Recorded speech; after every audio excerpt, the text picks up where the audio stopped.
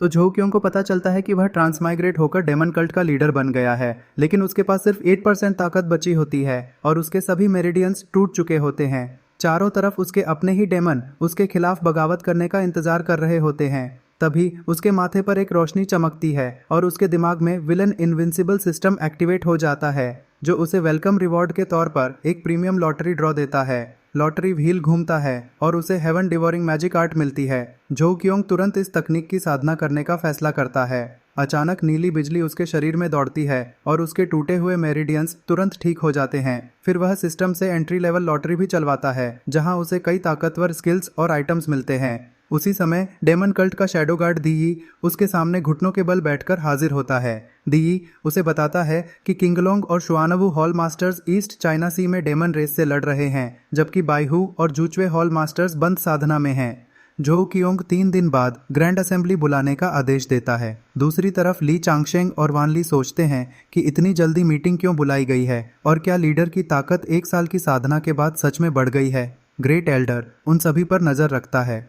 Assembly में झोक्योंग east China सी की स्थिति पूछता है। ली चांगशेंग और वान ली घुटनों के बल बैठकर बताते हैं कि डेमन आक्रमण को रोक दिया गया है। झोक्योंग को बताया जाता है कि वान जियान सेक्ट के लोग उनके इलाके में गतिविधियां कर रहे हैं। दीयी साफ करता है कि वह असल में यूलोंग स्वॉर्ड सेक्ट है, जो वान जियान सेक्ट के अधीन है। झोक्योंग तुरंत टाइगर किंग और मंकी किंग को यूलोंग स्वॉर्ड सेक्ट का पूरी तरह सफाया करने का आदेश देता है। थर्ड एल्डर तुरंत विरोध करता है और कहता है कि इससे वान जियान सेक्ट बदला लेगा। मंकी किंग उसका मजाक उड़ाकर उसे डरपोक कहता है। झोक्योंग कहता है कि उसका फैसला अंतिम होता है। जब थर्ड एल्डर फिर भी बहस करता है तो छत से काली ऊर्जा का एक विशाल हाथ उतरता है और उसे कुचलने लगता है।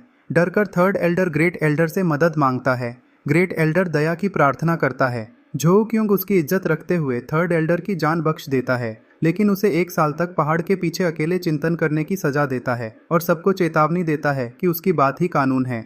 दूसरी तरफ एक सराय में कुछ धार्मिक संप्रदाय के शिष्य अपनी डेमन हंटिंग मिशन की बात करते हैं और मानते हैं कि वे स्वर्ग की ओर से न्याय कर रहे हैं। सीनियर ब्रदर वू गर्व से कहता है कि डेमन कल्ट के सभी लोग मरने के लायक हैं। वह यूलोंग स्वॉर्ड सेक्ट के जीनियस जिंग तियान की तारीफ करता है, जो मार्शल मार्क्विस रियलम में प्रवेश करने वाला है, और वान जियान सेक्ट ने भी उसे भर्ती कर लिया है। एक और शिष्य बताता है कि डेमन कल्ट लीडर सिर्फ 21 साल की उम्र में मार्शल एम्परर बन गया था। तभी सराय का दरवाजा जोर से टूट जाता है और टाइगर किंग व मंकी किंग अपनी सेना के साथ अंदर आते हैं। टाइगर किंग ऐलान करता है कि आज सबका आखिरी दिन है। सभी शिष्य उन्हें पहचान लेते हैं। टाइगर किंग आदेश देता है कि किसी को भी जिंदा न छोड़ा जाए और तुरंत नरसंहार शुरू हो जाता है। मंकी किंग कहता है कि कुछ लोग काम आ सकते थे, लेकिन टाइगर किंग याद दिलाता है कि लीडर का आदेश सबसे ऊपर है। यूलोंग स्वॉर्ड सेक्ट में एक एल्डर घबराकर बताता है कि जिंग तियान का लाइफ टोकन टूट गया है। सेक्ट मास्टर समझ जाता है कि डेमन कल्ट ने सीधा हमला कर दिया है। अलार्म बजने लगते हैं और शिष्य बताते हैं कि दुश्मन पहाड़ी रक्षा को तोड़कर अंदर घुस गया है। Sect master mountain protection array सक्रिय करने का आदेश देता है।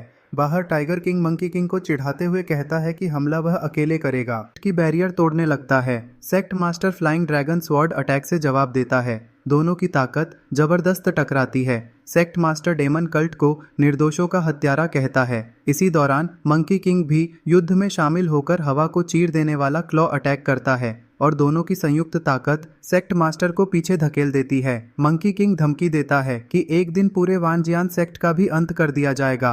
तभी सनो वाला लियान शेंग सेक्ट मास्टर के पीछे प्रकट होता है। सेक्ट मास्टर पूछता है कि तुम कौन हो। लियान शेंग अपना परिचय डेमन कल्ट के ग्रैंड मैनेजर के रूप में देता है और सिर्फ अपनी आभा से ही सेक्ट मास्टर को दबा देता है। सेक्ट मास्टर डरकर समझ जाता है कि लियान शेंग मार्शल एम्परर रियलम में पहुंच चुका है। हार न मानते हुए वह प्रतिबंधित आत्मविनाश तकनीक का इस्तेमाल करता है और एक भयानक विस्फोट होता है। इसके बाद टाइगर किंग पूछता है कि क्या बचे हुए लोगों का पीछा करें। लियान शेंग कहता है कि जरूरत नहीं, सफाई करो और वापस रिपोर्ट दो। दूसरी तरफ वान जियान सेक्ट का grand sect master demon cult के अचानक हमले पर गुस्से में होता है। एक घायल और एक हाथ गंवा चुका शिष्य आकर बताता है कि डेमन कल्ट का ग्रैंड मैनेजर मार्शल एम्परर बन चुका है। सेक्ट मास्टर उसे इलाज के लिए भेज देता है। इंपीरियल पैलेस में सम्राट को भी डेमन कल्ट की तेज तरक्की की खबर मिलती है। एक भिक्षु उसे चेतावनी देता है कि बहुत बड़ा डेमोनिक संकट आने वाला है। वापस डेमन कल्ट में टाइगर किंग मिशन की सफलता की रिपोर्ट देता है। झोक्योंग उसकी तारीफ करता है और पूछता है कि ब्रेक थ्रू में कितना समय लगेगा। टाइगर किंग कहता है कि 2 दिन काफी हैं। जो क्योंग उसे खजाने से एक खास एलिक्सिर दे देता है। सिस्टम जो क्योंग को बधाई देता है कि उसने एक धार्मिक संप्रदाय को नष्ट करने का मिशन पूरा कर लिया है और इनाम में लाइफ एंड डेथ हैंड और ब्लैक ड्रैगन माउंट देता है। तभी बाहर एक विशाल काला ड्रैगन दहाड़ता है जिससे सभी कल्ट सदस्य घबरा जाते हैं। जो क्योंग बताता है कि यही उसका नया माउंट है और दी को आदेश देता है कि उसे बैक माउंटेन ले जाए। फिर सिस्टम उसकी नई स्किल को पुरानी स्किल्स के साथ मिलाकर 100% पूर्ण कर देता है। जो क्योंग सिस्टम की कार्यक्षमता देखकर खुश होता है। सिस्टम उसे नया मिशन देता है कि 6 महीने के अंदर ईस्ट चाइना सी के डेमन किंग को हराकर बीस्ट टाइड का अंत करे। इनाम में प्रीमियम एरे और 20,000 विलेन पॉइंट्स मिलेंगे। जो क्योंग खुश होता है कि प्रीमियम रिवॉर्ड्स कितने दुर्लभ हैं। वह सिस्टम शॉप खोलता है जो यूलोंग स्वॉर्ड सेक्ट के नष्ट होने के बाद अनलॉक हुई होती है। अपने पॉइंट्स देखकर उसे एहसास होता है कि हेवन डिवोरिंग मैजिक आर्ट को अपग्रेड करने के लिए पॉइंट्स कम हैं, इसलिए वह अपने अनुयायियों के लिए तकनीकें खरीदने का फैसला करता है। सिस्टम उसे मैनुअल ब्राउजिंग छोड़ने का सुझाव देता है, लेकिन जो कियोंग कहता है कि उसे खुद मैनुअल देखना पसंद है। सिस्टम उसके सामने कई साधना तकनीकें दिखाता है जिनमें 10,000 डेमन आर्ट और घोस्ट किंग आर्ट भी शामिल होती हैं। आखिर में जो कियोंग 500 विलेन पॉइंट्स खर्च करके 10,000 डेमन आर्ट खरीद लेता है और सोचता है कि सिस्टम की सभी मार्शल आर्ट्स आखिर में मिलकर एक अल्टीमेट गॉड लेवल तकनीक बन सकती हैं। फिर जो कियोंग सभी नेताओं को इकट्ठा करके बताता है कि ईस्ट चाइना सी में बहुत बड़ी बीस्ट टाइड आने वाली है, इसलिए सभी अपनी ट्रेनिंग और कड़ी कर दें। टाइगर किंग खुशी से कहता है कि वह इसी दिन का इंतजार कर रहा था और समुद्री डेमन्स को सबक सिखाएगा। जो क्योंग सोचता है कि टाइगर किंग लड़ाई का दीवाना है लेकिन बहुत वफादार भी है। मंकी किंग समझाता है कि डेमन रेस की संख्या बहुत ज़्यादा है, इसलिए उन्हें हल्के में नहीं लेना चाहिए। टाइगर किंग जवाब देता है कि मंकी किंग ज़रूरत से ज़्यादा सोचता है और उसमें हिम्मत कम है। दोनों की बहस के बीच जनरल चेन आगे बढ़कर घुटनों के बल बैठता है और अपनी बटालियन को अग्रिम सेना बनाने की प्रार्थना करता है। यह देखकर टाइगर किंग और मंकी किंग भी तुरंत घुटनों के बल बैठ जाते हैं और इस सम्मान के लिए प्रतिस्पर्धा करने लगते हैं। जो क्योंग उनकी लगन देखकर उन्हें ईस्ट चाइना सी अभियान की अग्रिम सेना बना देता है। फिर वह कई चमकती हुई जादुई तकनीकों की पुस्तकें प्रकट करता है और सभी में बांट देता है। वह आदेश देता है कि ये तकनीकें निचले दर्जे के सदस्यों तक भी पहुंचाई जाएं ताकि पूरे कल्ट की ताकत बढ़ सके। कल्ट के सदस्य इन तकनीकों की गुणवत्ता देखकर हैरान रह जाते हैं और कहते हैं कि पहले पूरे कल्ट में सिर्फ 3 शीर्ष स्तर की तकनीकें थीं। जो क्योंग बताता है कि बेसिक तकनीकें सभी उच्च पदस्थ सदस्यों के लिए मुफ्त हैं क्योंकि यह उनकी वफादारी का इनाम है, जबकि एडवांस तकनीकें मेरिट पॉइंट्स से मिलेंगी। इसके बाद जो क्योंग सभी को विदा करता है, लेकिन 12 डेमन किंग्स को वहीं रुकने का आदेश देता है। वह कहता है कि तुम मेरी इनर सर्कल हो, लेकिन तुम्हारी साधना अभी भी काफ़ी कम है। सभी वादा करते हैं कि वे दिन रात मेहनत करेंगे और उसे निराश नहीं करेंगे। जो क्योंग उन्हें ब्रेक थ्रू पिल्स देता है।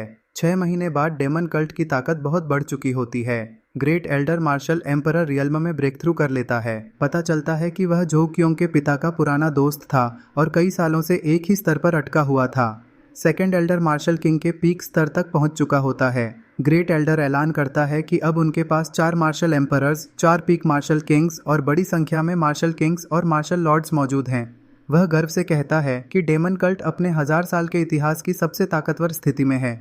इसके बाद जो क्योंग एक नया प्रशासनिक फैसला सुनाता है। वह पुरानी एल्डर काउंसिल को खत्म करके उसे गार्जियन कॉर्प्स में बदल देता है। सभी लोग उसके आदेश के आगे सिर झुका देते हैं। फिर वह चीफ गार्जियन और किंगलोंग व बायहू हॉल मास्टर्स को मुख्यालय की रक्षा की जिम्मेदारी देता है, जबकि बाकी सेना को मार्च की तैयारी का आदेश देता है। कुछ पुराने एल्डर्स चुपके से काउंसिल खत्म होने पर नाराजगी जताते हैं, लेकिन वे भी मान लेते हैं कि अब 12 डेमन किंग्स की ताकत के सामने उनकी कोई अहमियत नहीं रही। ग्रेट एल्डर कहता है कि अब पुरानी काउंसिल की जरूरत ही नहीं और बायहू हॉल का नाम फिर से पूरे महाद्वीप में गूंजेगा। आखिर में एक विशाल उड़ता हुआ युद्धपोत जो डेमोनिक महल की तरह दिखाई देता है, आसमान में नजर आता है। जो क्योंग अपनी जबरदस्त डार्क आर्मी को देखता है और ईस्ट चाइना सी की ओर रवाना होने का अंतिम आदेश देता है। अंदर ही अंदर वह महसूस करता है कि अब वह मार्शल एम्परर के इंटरमीडिएट स्टेज तक पहुंच चुका है और आने वाली हर मुश्किल का सामना करने के लिए पूरी तरह तैयार है। इसके बाद दृश्य दोपहर के समय लिनहाई सिटी की एक सराय में बदल जाता है, जहां 2 आदमी चाय पीते हुए आपस में बात कर रहे होते हैं। दोनों आदमी धीमी आवाज में चर्चा करते हैं कि डेमन कल्ट की सेना ईस्ट सी की ओर बढ़ रही है और वहां डेमन क्लैन के साथ अंतिम युद्ध होने वाला है। तभी एक शक्तिशाली व्यक्ति वहां पहुंचता है। सफेद और चांदी जैसे कवच में एक युवा तलवारबाज दिखाई देता है जिसका नाम झाओ ली होता है। वह यूलोंग स्वॉर्ड सेक्ट का जीवित बचा हुआ शिष्य होता है। वह एक आदमी के कंधे पर हाथ रखकर डेमन कल्ट के बारे में जानकारी मांगता है। डरा हुआ आदमी खिड़की की ओर इशारा करके बताता है कि डेमन कल्ट शहर के पूर्वी तट की तरफ जा रहा है। यह सुनकर झाओली समझ जाता है कि demon cult leader Zhou Qiong आखिरकार सामने आ गया है। वह तुरंत सराय से निकल जाता है। पीछे मौजूद लोग बताते हैं कि यही डेमन स्लेइंग स्वॉर्ड्समैन झाओली है, जो मॉर्टल रियल्म का नंबर 1 योद्धा है और कभी भी किसी डेमन कल्ट सदस्य को जिंदा नहीं छोड़ता। इसके बाद दृश्य लिन्हाई सिटी की किलेबंदी पर पहुंचता है, जहां एक सैनिक समुद्र की तरफ देखकर चिल्लाता है कि बीस्ट टाइड आ रही है। घबराए हुए लोग दीवारों पर चढ़कर देखते हैं कि समुद्र से राक्षसी जानवरों की विशाल सेना उनकी ओर बढ़ रही है। तभी एक बुजुर्ग बौद्ध भिक्षु होली मोंक वुतियन लोगों को शांत करते हुए कहता है कि आधे दिन में मदद पहुंच जाएगी और शहर की सुरक्षा व्यवस्था सबको बचा लेगी। वह एक विशाल नीला जादुई सुरक्षा कवच सक्रिय कर देता है, जो पूरे शहर को ढक लेता है। लोगों में उम्मीद जागती है, लेकिन कुछ ही पल बाद सुरक्षा कवच टूटने लगता है, क्योंकि अनगिनत राक्षसी जानवर हमला कर देते हैं। सफेद वस्त्र पहने कई साधक किले से छलांग लगाकर जानवरों से भिड़ जाते हैं। भीषण युद्ध शुरू हो जाता है। झाओली भी पूरी ताकत से लड़ता है। तभी सभी लोग डर जाते हैं जब लाल आसमान के बीच एक विशाल काले ड्रैगन की परछाई दिखाई देती है। इसके बाद कई शक्तिशाली अल्फा बीस्ट, जिनमें एक विशाल भेड़िया और लावा जैसी शक्ति वाला सेबर टूथ टाइगर भी शामिल होता है, युद्ध में उतरते हैं। तभी बादल हटते हैं और आसमान में एक विशाल उड़ता हुआ महल दिखाई देता है, जिसे सुनहरी जंजीरों से बंधा एक काला शाही ड्रैगन खींच रहा होता है। होली मोंक वुतियन यह देखकर हैरान रह जाता है कि मार्शल एम्परर स्तर का ड्रैगन सिर्फ एक रथ खींचने के लिए इस्तेमाल किया जा रहा है। तभी महल का दरवाजा खुलता है और काले सुनहरे वस्त्रों में झोउ क्योंग बाहर आता है। नीचे खड़ा झाओली उसे घूरते हुए अपने नष्ट हुए सेक्ट का बदला लेने की कसम खाता है। वह अपनी अंगूठी की शक्ति से आध्यात्मिक तलवार निकालने की कोशिश करता है, लेकिन एक आवाज़ उसे रोकते हुए कहती है कि वह अब भी झोउ क्योंग का मुकाबला नहीं कर सकता। झोउ क्योंग शहर की तरफ ठंडी नज़र डालता है। झाओली को एहसास हो जाता है कि वह पकड़ा गया है। उसकी अंगूठी नीली रोशनी छोड़ती है और वह आध्यात्मिक धुंध में गायब होकर भाग निकलता है। झोउ क्योंग मुस्कुराते हुए सोचता है कि शायद वही इस दुनिया का चाइल्ड ऑफ डेस्टिनी है, लेकिन उसे इसकी कोई परवाह नहीं, क्योंकि जो भी उसके रास्ते में आएगा वह मारा जाएगा। इसके बाद झोउ क्योंग डेमन किंग को आवाज देता है और कहता है कि अगर जरूरत पड़ी तो वह खुद पूरी बीस्ट टाइड का सफाया कर देगा। तभी धुंध से कई पूंछों वाला एक विशाल बैंगनी राक्षस निकलता है। नीचे मौजूद साधक डर जाते हैं, क्योंकि पूरी अग्रिम सेना किंग रियल्म के राक्षसों से भरी होती है। बैंगनी राक्षस अपनी भयानक शक्ति से पूरे मैदान में काली ऊर्जा फैला देता है। साधक जिनशान मंदिर को मदद का संदेश भेजने की कोशिश करते हैं। तभी एक भयंकर झटका पूरी मानव सेना को उड़ा देता है और उनकी रक्षा पंक्ति टूट जाती है। बीस्ट टाइड और भी खतरनाक हो जाती है और मानव सेना लगातार पीछे धकेली जाती है। धुएं और आग के बीच अचानक एक मधुर स्त्री स्वर सुनाई देता है। गुलाबी रेशमी पट्टियों और लोमड़ी जैसे कानों वाली बेहद सुंदर फॉक्स डेमन एम्प्रेस आसमान से उतरती है। वह झोउ क्योंग की प्रतिभा की तारीफ करते हुए उसे फॉक्स क्लैन में शामिल होने का प्रस्ताव देती है और ऊंचा पद देने का वादा करती है। झोउ क्योंग मुस्कुराकर उसका प्रस्ताव ठुकरा देता है। फॉक्स डेमन एम्प्रेस अपनी गुलाबी रिबनों को रोशनी के भालों में बदलकर हमला करती है। झोउ क्योंग कहता है कि उसने सोचा था 300 साल पुरानी लोमड़ी ज्यादा ताकतवर होगी, लेकिन वह निराश कर रही है। वह कहता है कि मिड स्टेज मार्शल एम्परर होने के बावजूद वह उसे आसानी से हरा सकता है और आखिरी बार आत्मसमर्पण करने का मौका देता है, लेकिन वह इनकार करते हुए अपनी पूरी शक्ति से उसके सीने पर ऊर्जा हमला करती है। झोउ क्योंग उसका सबसे ताकतवर हमला एक हाथ से रोक देता है और उसे जमीन पर पटक देता है। उसके गिरते ही विशाल गड्ढा बन जाता है। फिर वह उसकी आध्यात्मिक शक्ति खींचकर अपनी साधना बढ़ा लेता है। फॉक्स डेमन एम्प्रेस खून उगलते हुए समझ जाती है कि झोउ क्योंग लगातार उसकी शक्ति सोख रहा था। झोउ क्योंग की ताकत बढ़कर लेट स्टेज मार्शल एम्परर तक पहुंच जाती है। तभी पूरी धरती कांपने लगती है। पहाड़ों के नीचे से सुनहरी काली रोशनी निकलती है। झोउ क्योंग महसूस करता है कि कोई प्राचीन अस्तित्व जाग रहा है। कुछ ही पल बाद एक विशाल काले पंखों वाली फॉलन एंजल बाहर आती है, जिसके अंदर पवित्र और दानवी दोनों प्रकार की शक्तियां मौजूद होती हैं। झोउ क्योंग का एक अधीनस्थ पूछता है कि क्या उसकी ताकत जांचने के लिए किसी को भेजा जाए, लेकिन झोउ क्योंग सभी को पीछे हटने का आदेश देता है। फॉलन एंजल, जिसका नाम लूना होता है, झोउ क्योंग को इस महाद्वीप का सबसे शक्तिशाली व्यक्ति पहचान लेती है। वह कहती है कि पहले उसे अपनी पूरी ताकत वापस हासिल करनी होगी, फिर वह उससे मिलने आएगी और उड़कर चली जाती है। झोउ क्योंग उसकी ताकत महसूस करके विश्वास जताता है कि वह भविष्य में उसका मुकाबला कर सकेगा। जैसे बालों वाली रहस्यमयी महिला स्थानीय कल्ट लीडर्स का मजाक उड़ाती है। वह कहती है कि झोउ क्योंग की साधना भले कम हो, लेकिन उसकी नींव बेहद मजबूत है और अगर वह उसके जैसे कुछ और लोगों को निगल ले तो इस महाद्वीप से बाहर निकल सकती है। अचानक झोउ क्योंग उसके पीछे प्रकट हो जाता है और उसकी बातों का मजाक उड़ाता है। फिर वह एक विशाल काला हथेली प्रहार करके उसे जमीन में गाड़ देता है। महिला हैरान रह जाती है कि उसने उसकी असली ताकत का गलत अंदाजा लगाया था। घायल होकर वह उसकी असली पहचान पूछती है। झोउ क्योंग आगे बढ़कर पूछता है कि मरने से पहले कुछ कहना चाहती हो। वह उसे श्राप देती है और कहती है कि ऊंची दुनिया के लोगों का अपमान करने की कीमत उसे चुकानी पड़ेगी। झोउ क्योंग उसकी धमकियों पर हंस देता है। इसके बाद झोउ क्योंग अपनी सर्वोच्च तकनीक हेवनली डेमन आई सक्रिय करता है। आसमान में एक विशाल अग्निमय आंख प्रकट होती है जो विनाशकारी ऊर्जा बरसाती है। पूरा इलाका भयंकर विस्फोट में डूब जाता है और उसकी दुश्मन पूरी तरह नष्ट हो जाती है। युद्ध खत्म होने के बाद डेमन कल्ट के सभी अधीनस्थ घुटनों के बल बैठकर झोउ क्योंग की जय जयकार करते हैं। झोउ क्योंग उन्हें उठने के लिए कहता है और मन ही मन स्वीकार करता है कि लड़ाई उतनी आसान नहीं थी जितनी दिखाई दी, क्योंकि दुश्मन ने बीच युद्ध में ही ब्रेक थ्रू कर लिया था।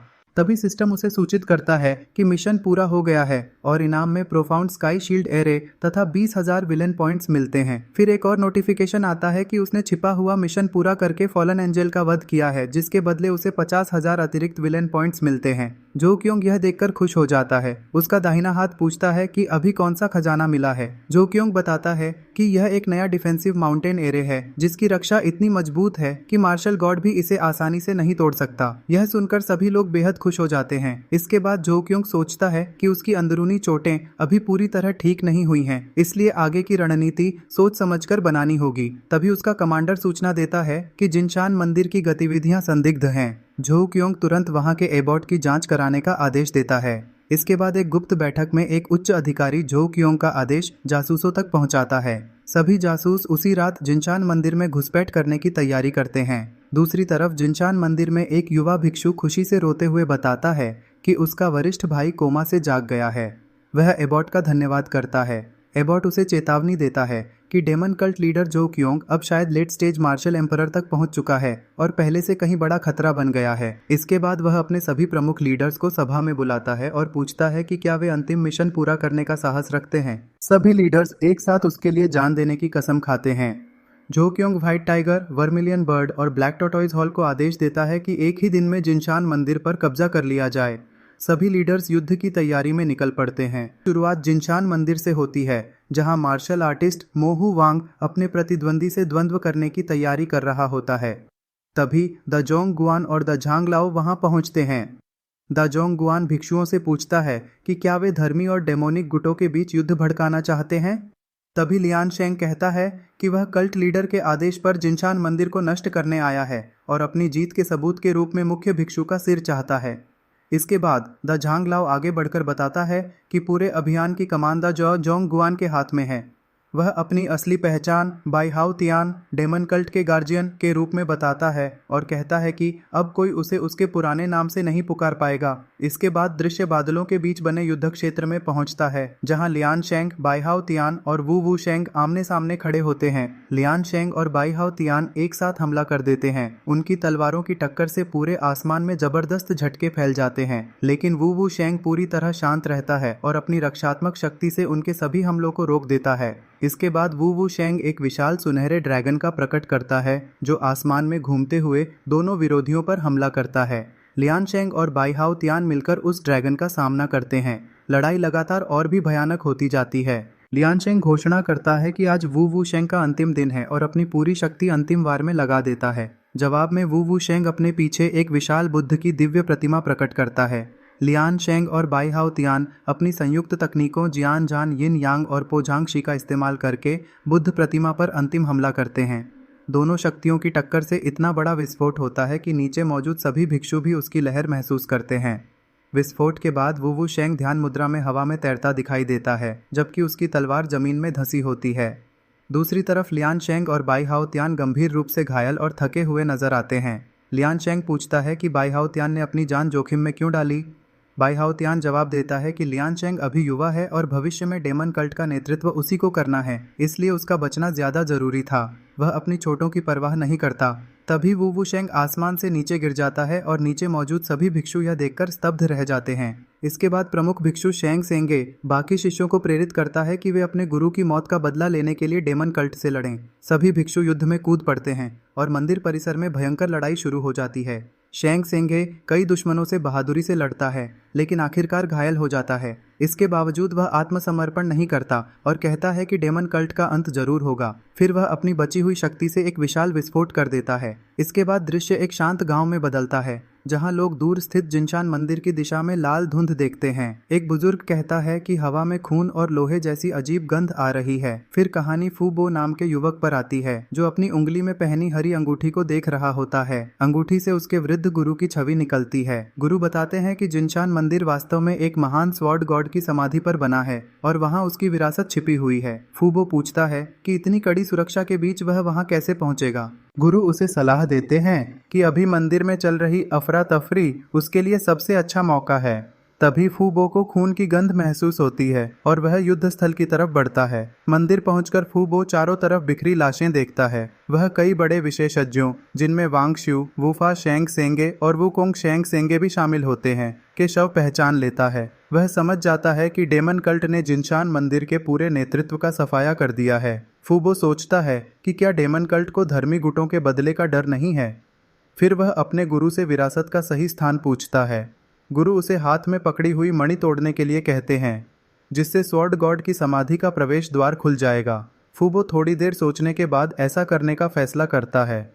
उधर सिस्टम जो कियोंग को जिनशान मंदिर नष्ट करने की सफलता पर बधाई देता है। डेमन कल्ट मुख्यालय में एक अधीनस्थ युद्ध की रिपोर्ट देता है। वह बताता है कि बाई हाओ तियान वू शेंग के अंतिम हमले से गंभीर रूप से घायल हो गया है और धर्मी गुट के बचे हुए लोग शुआनकोंग पैविलियन की ओर भाग गए हैं। जो कियोंग बाकी बड़े संप्रदायों की स्थिति पूछता है। रिपोर्ट में बताया जाता है कि वानजियान सेक्ट और शुआनकोंग पैविलियन गुस्से में अपनी सेनाएं तैयार कर रहे हैं जबकि फूजोंग सेक्ट अभी तटस्थ है और हुआंगशा सेक्ट को अभी खबर भी नहीं मिली। जो कियोंग तुरंत अगला हमला शुआनकोंग पैविलियन पर करने का आदेश देता है। शुआनकोंग पैविलियन में नेता जिनशान मंदिर के विनाश पर चर्चा कर रहे होते हैं। कुछ लोग वानजियान सेक्ट और दूसरे गुटों से मदद मांगने की सलाह देते हैं लेकिन बुजुर्ग चोंगशू कहते हैं कि अभी इसकी जरूरत नहीं है। तभी एक शिष्य दौड़कर आता है और बताता है कि डेमन कल्ट ने पूरे पैविलियन को चारों तरफ से घेर लिया है। बाहर बाई हाओ तियान पैविलियन के नेता किंग पिंग लाओ दाओ का मजाक उड़ाता है और कहता है कि जिनशान मंदिर के बाद अब उनकी बारी है। किंग पिंग लाओ दाओ भी उसे जवाब देता है और पूछता है कि जो कियोंग खुद क्यों नहीं आया। तभी डेमन कल्ट का एक सदस्य उसे कल्ट लीडर का नाम लेने पर डांटता है। दूसरी तरफ लियान शेंग भी युद्ध में उतरने की तैयारी कर लेता है। किंग पिंग लाओ दाओ और बाई हाओ तियान के बीच जबरदस्त तलवारबाजी शुरू हो जाती है जबकि डेमन कल्ट की सेना पूरे पैविलियन पर हमला बोल देती है। लड़ाई के दौरान किंग पिंग लाओ दाओ को पता चलता है कि बाई हाओ तियान अब मार्शल एम्परर रियलम में पहुंच चुका है। बाई हाओ तियान स्वीकार करता है कि उसी और लियान शेंग ने मिलकर वू वू शेंग को मारा था और घायल किंग पिंग लाओ दाओ का मजाक उड़ाता है। हालांकि किंग पिंग लाओ दाओ पीछे हटने से इनकार करता है। जब वह अपने शिष्यों को हारते हुए देखता है तो उनकी रक्षा के लिए आत्मविनाश तकनीक इस्तेमाल करने की तैयारी करता है लेकिन उसी समय शीमेन तियान वानजियान सेक्ट से पहुंचकर अपनी विशाल तलवार आभा से डेमन कल्ट के हमले को रोक देता है। किंग पिंग लाओ दाओ राहत की सांस लेता है। शीमेन तियान डेमन कल्ट को चुनौती देता है और युद्ध पहले से भी ज्यादा भयंकर हो जाता है। उसकी तलवारबाजी से डेमन कल्ट की सेना को भारी नुकसान होने लगता है। तभी झो कियोंग जो अब झो वूदी के नाम से जाना जाता है युद्ध भूमि में प्रवेश करता है। उसके आते ही पूरा माहौल बदल जाता है। वह शीमेन तियान का मजाक उड़ाते हुए कहता है कि अब शुआनकोंग पैविलियन का अंत निश्चित है। झो वूदी अपनी पूरी शक्ति छोड़ देता है। उसकी विशाल ऊर्जा लहर सभी रक्षकों को पीछे धकेल देती है। शीमेन तियान भी उसका सामना नहीं कर पाता। उसी समय सिस्टम उसे टाइटल मिशन पूरा होने की बधाई देता है और उसकी साधना और बढ़ जाती है। वह आधिकारिक रूप से झो वूदी नाम अपना लेता है जो उसकी पूर्ण प्रभुता का प्रतीक बन जाता है। इसके बाद झो वूदी लियान शेंग को बाकी दुश्मनों का सफाया करने का आदेश देकर वहां से चला जाता है। युद्ध खत्म होने के बाद शुआनकोंग पैविलियन पूरी तरह खंडहर बन चुका होता है। लियान शेंग सोचता है कि सिस्टम के इनाम की वजह से ही वह अपनी चोटों से उबर पाया। तभी मोहू वांग आकर बताता है कि बाई हाओ तियान गंभीर रूप से घायल होकर बेहोश है। लियान शेंग उसे तुरंत अंदर ले जाने का आदेश देता है और सिस्टम से इलाज का तरीका पूछता है। सिस्टम बताता है कि उसे बचाने के लिए निर्वाण पिल चाहिए जिसकी कीमत 50 लाख विलेन पॉइंट्स है। लियान शेंग के पास इतने पॉइंट्स नहीं होते इसलिए वह दूसरा उपाय पूछता है। सिस्टम उसे 50,000 पॉइंट्स वाली लेसर निर्वाण पिल देता है जिसकी सफलता की संभावना कम होती है। लियांशेंग बिना देर किए वही दवा खरीदकर बाई हाओ तियान को खिला देता है और उसे आराम के लिए पीछे भेज देता है। इसके बाद सिस्टम घोषणा करता है कि जिनशान मंदिर और शुआनकोंग पैविलियन दोनों को नष्ट करने का मिशन पूरा हो गया है। सभी इनाम डेमन कल्ट के सदस्यों में बांट दिए जाते हैं। पूरी डेमन कल्ट अपनी जीत का जश्न मनाती है और अपने कल्ट लीडर की जय जयकार करती है। दूसरी तरफ जिऊ चौ नाम का रहस्यमयी व्यक्ति अपने नष्ट हुए संप्रदाय का बदला लेने की कसम खाता है और कहता है कि जब तक डेमन कल्ट खत्म नहीं होगा वह चैन से नहीं बैठेगा। दूसरी ओर बाकी धर्मी संप्रदायों के नेता भी डेमन कल्ट की बढ़ती ताकत देखकर एक गठबंधन बनाने पर विचार करते हैं, क्योंकि वे समझ चुके होते हैं कि झो वू दी को अकेले हराना असंभव है। शाही महल में सम्राट भी पूरे संघर्ष की खबर सुनता है, लेकिन तुरंत हस्तक्षेप करने के बजाय इंतजार करने का फैसला करता है ताकि सभी संप्रदाय पहले एक दूसरे को कमजोर कर दें। ये शुआन एक अंधेरे लेकिन शानदार महल के विशाल हॉल में अपने ड्रैगन नक्काशी वाले सिंहासन पर बैठा होता है। तभी उसके सामने एक होलोग्राम सिस्टम पैनल खुलता है जिसमें उसके स्टेट्स और कल्टीवेशन लेवल दिखाई देते हैं। उसी समय सिस्टम उसे एक नया मेन क्वेस्ट देता है। अगले 3 सालों के अंदर पूरे कैंगवू कॉन्टिनेंट पर कब्जा करना होगा। इस मिशन के पूरा होने पर उसे कल्टीवेशन के 3 लेवल की बढ़ोतरी और 10 लाख विलेन पॉइंट्स मिलेंगे। ये शुआन बिना देर किए क्वेस्ट स्वीकार कर लेता है। तभी महल के विशाल दरवाजे खुलते हैं और सेवक ऐलान करते हैं कि दरबार की बैठक शुरू होने वाली है। ये शुआन अपने सिंहासन से उठकर सभा की ओर बढ़ता है। इसी दौरान शेर की खाल पहने ताकतवर डेमन टाइगर किंग गर्व से नकाबपोश जनरल लियन शेंग से कहता है कि जिनशान टेम्पल और शुआनकोंग हॉल को नष्ट करने के बाद अब किसी में भी डेमन कल्ट को चुनौती देने की हिम्मत नहीं बची है। लियन शेंग मन ही मन सोचता है कि सभी जरूरत से ज्यादा घमंडी हो चुके हैं। सीढ़ियों के ऊपर खड़े होकर ये शुआन अपने अधीनस्थों से पूछता है कि क्या वे सच में खुद को अजेय समझने लगे हैं। उसकी बात सुनते ही डेमन टाइगर किंग, लियन शेंग और बाकी सभी लोग तुरंत झुक जाते हैं और कहते हैं कि उनमें ऐसी हिम्मत नहीं है। इसके बाद ये शुआन उन्हें ऊंचे कल्टीवेशन रियल्म के बारे में बताता है और पूछता है कि क्या वे मार्शल गॉड रियल्म और प्रोफाउंड रियल्म के बारे में जानते हैं। यह सुनकर डेमन टाइगर किंग हैरान रह जाता है और पूछता है कि क्या सच में मार्शल गॉड से भी ऊपर कोई रियल्म होता है। ये शुआन इसकी पुष्टि करता है और अपने मुख्य शिष्यों, जिनमें एक मोटा एल्डर, एक सीनियर डिसाइपल और एक महिला कल्टीवेटर शामिल हैं, उन्हें डांटते हुए कहता है कि वे अभी तक मार्शल एम्परर भी नहीं बने हैं और फिर भी घमंड कर रहे हैं। इसके बाद ये शुआन आसमान की ओर देखते हुए बताता है कि कैंगवू कॉन्टिनेंट के बाहर भी कई शक्तिशाली महाद्वीप हैं जहां महान योद्धा आम बात हैं और वहां एक मार्शल गॉड भी सिर्फ एक साधारण लड़ाका माना जाता है। यह सुनकर एक शिष्य अपनी मुट्ठी कस लेता है और महसूस करता है कि उनकी मौजूदा ताकत तो अपर रियल्म के लोगों के जूते उठाने लायक भी नहीं है। ये शुआन अपने लोगों का हौसला बढ़ाते हुए कहता है कि डेमन कल्ट के श्रेष्ठ योद्धा एक दिन अपर रियल्म पर भी अपना राज कायम करेंगे। फिर वह सबकी ओर देखकर पूछता है कि क्या उनमें उसके साथ वहां विजय हासिल करने की हिम्मत है। उसकी बात सुनकर डेमन टाइगर किंग आगे बढ़ता है, अपनी छाती ठोककर जीवन भर उसके साथ रहने और पूरी वफादारी निभाने की कसम खाता है। इसके बाद किंगलोंग हॉल के मास्टर ली चांगशेंग आगे आकर सलाम करते हुए अपनी वफादारी जताते हैं। फिर सफेद बालों वाले ग्रेट एल्डर बाई हाउतियन भी वही शपथ दोहराते हैं। आखिर में पूरी सभा घुटनों के बल बैठ जाती है और मौत तक ये शुआन का साथ देने का नारा लगाती है। महल के बाहर पहाड़ी किले के सामने हजारों काले कवच पहने सैनिक बड़ी बड़ी पंक्तियों में खड़े होते हैं। वे एक साथ अपनी मुट्ठियां आगे बढ़ाकर झुकते हैं और मौत तक वफादार रहने का नारा लगाते हैं। उनकी गूंज पूरी घाटी में फैल जाती है और आसपास बैठे काले पक्षी उड़ जाते हैं। इसके बाद ये शुआन फिर से महल के भीतर 2 सुनहरे ड्रैगन की मूर्तियों पर हाथ रखकर घोषणा करता है कि अपर रियल्म जाने से पहले वे पूरे कैंगवू कॉन्टिनेंट को पूरी तरह अपने अधीन कर देंगे। वह चारों मुख्य हॉल के नेताओं को बुलाता है और सभी तुरंत एक घुटने पर बैठकर आदेश का इंतजार करने लगते हैं। ये शुआन उन्हें पूरे महाद्वीप पर पूर्ण आक्रमण शुरू करने का आदेश देता है। वह सख्त लहजे में कहता है कि जो भी झुकने से इनकार करे, विरोध करे या उनके खिलाफ खड़ा हो, उसे तुरंत खत्म कर दिया जाए। अगले 3 सालों के भीतर पूरे महाद्वीप में सिर्फ डेमन कल्ट की ही आवाज़ सुनाई देनी चाहिए। इसके बाद वह 12 डेमन किंग्स और ग्रेट गार्डियंस को बुलाता है। खरगोश और बैल के मुखौटे पहने योद्धा, सांप जैसे दिखने वाले शक्तिशाली लोग और भारी कवच वाले जनरल सहित कई ताकतवर नेता आगे आते हैं और आदेश लेने के लिए झुक जाते हैं। ये शुआन उन्हें बिना किसी गलती के आक्रमण में सहयोग करने का आदेश देता है। फिर वह अपनी नज़रें नकाबपोश जनरल लियन शेंग पर डालता है और पूरे सैन्य अभियान की जिम्मेदारी उसी को सौंप देता है। लियन चैंग गहराई से झुककर यह जिम्मेदारी स्वीकार कर लेता है। इसके बाद कहानी एक हल्की रोशनी वाले सराय में पहुंचती है, जहां किंगलियन स्वॉर्ड सेक्ट के सफेद वस्त्र पहने कुछ तलवारबाज तेल के दीपक के आसपास बैठे होते हैं। एक घबराया हुआ युवा तलवारबाज अपने सीनियर ब्रदर बाई से कहता है कि उन्हें तुरंत ग्रेट हुआंग डायनेस्टी छोड़कर भाग जाना चाहिए, क्योंकि यह इलाका डेमन कल्ट के हमलों से तबाह हो चुका है। तभी एक और छोटा शिष्य घबराकर कहता है कि अगर उनके पास भागने की कोई जगह नहीं है तो बेहतर होगा कि वे डेमन कल्ट के सामने आत्मसमर्पण कर दें। उसकी बात सुनकर एक गुस्सैल साथी अपनी चॉपस्टिक जोर से पटक देता है और उसे डांटते हुए कहता है कि वह उस क्रूर डेमन कल्ट के सामने झुकना चाहता है जिसने उनके पूरे सेक्ट का नरसंहार कर दिया। आखिर में सीनियर ब्रदर बाई शांत स्वर में बताता है कि उसने ग्रेट यू डायनेस्टी भागने का फैसला किया है, क्योंकि वहीं की सेनाएं अभी भी डेमन कल्ट के बढ़ते हमलों को रोकने में सफल हो रही हैं। इससे पहले कि वे कोई कदम उठा पाते, काले चमड़े के कवच पहने हथियारबंद सैनिक उनकी मेज को चारों तरफ से घेर लेते हैं। सभी तलवारबाज तुरंत अपनी तलवारें निकाल लेते हैं। सीनियर ब्रदर बाई आगे बढ़कर ऑफिसर वांग से पूछता है कि उन्होंने कौन सा कानून तोड़ा है, लेकिन ऑफिसर वांग ताना मारते हुए कहता है कि कानून टूटा है या नहीं, इसका फैसला वे नहीं करेंगे। ऑफिसर वांग अपने आदमियों को हमला करने का आदेश देता है और कहता है कि जो भी विरोध करेगा उसे वहीं मार दिया जाएगा।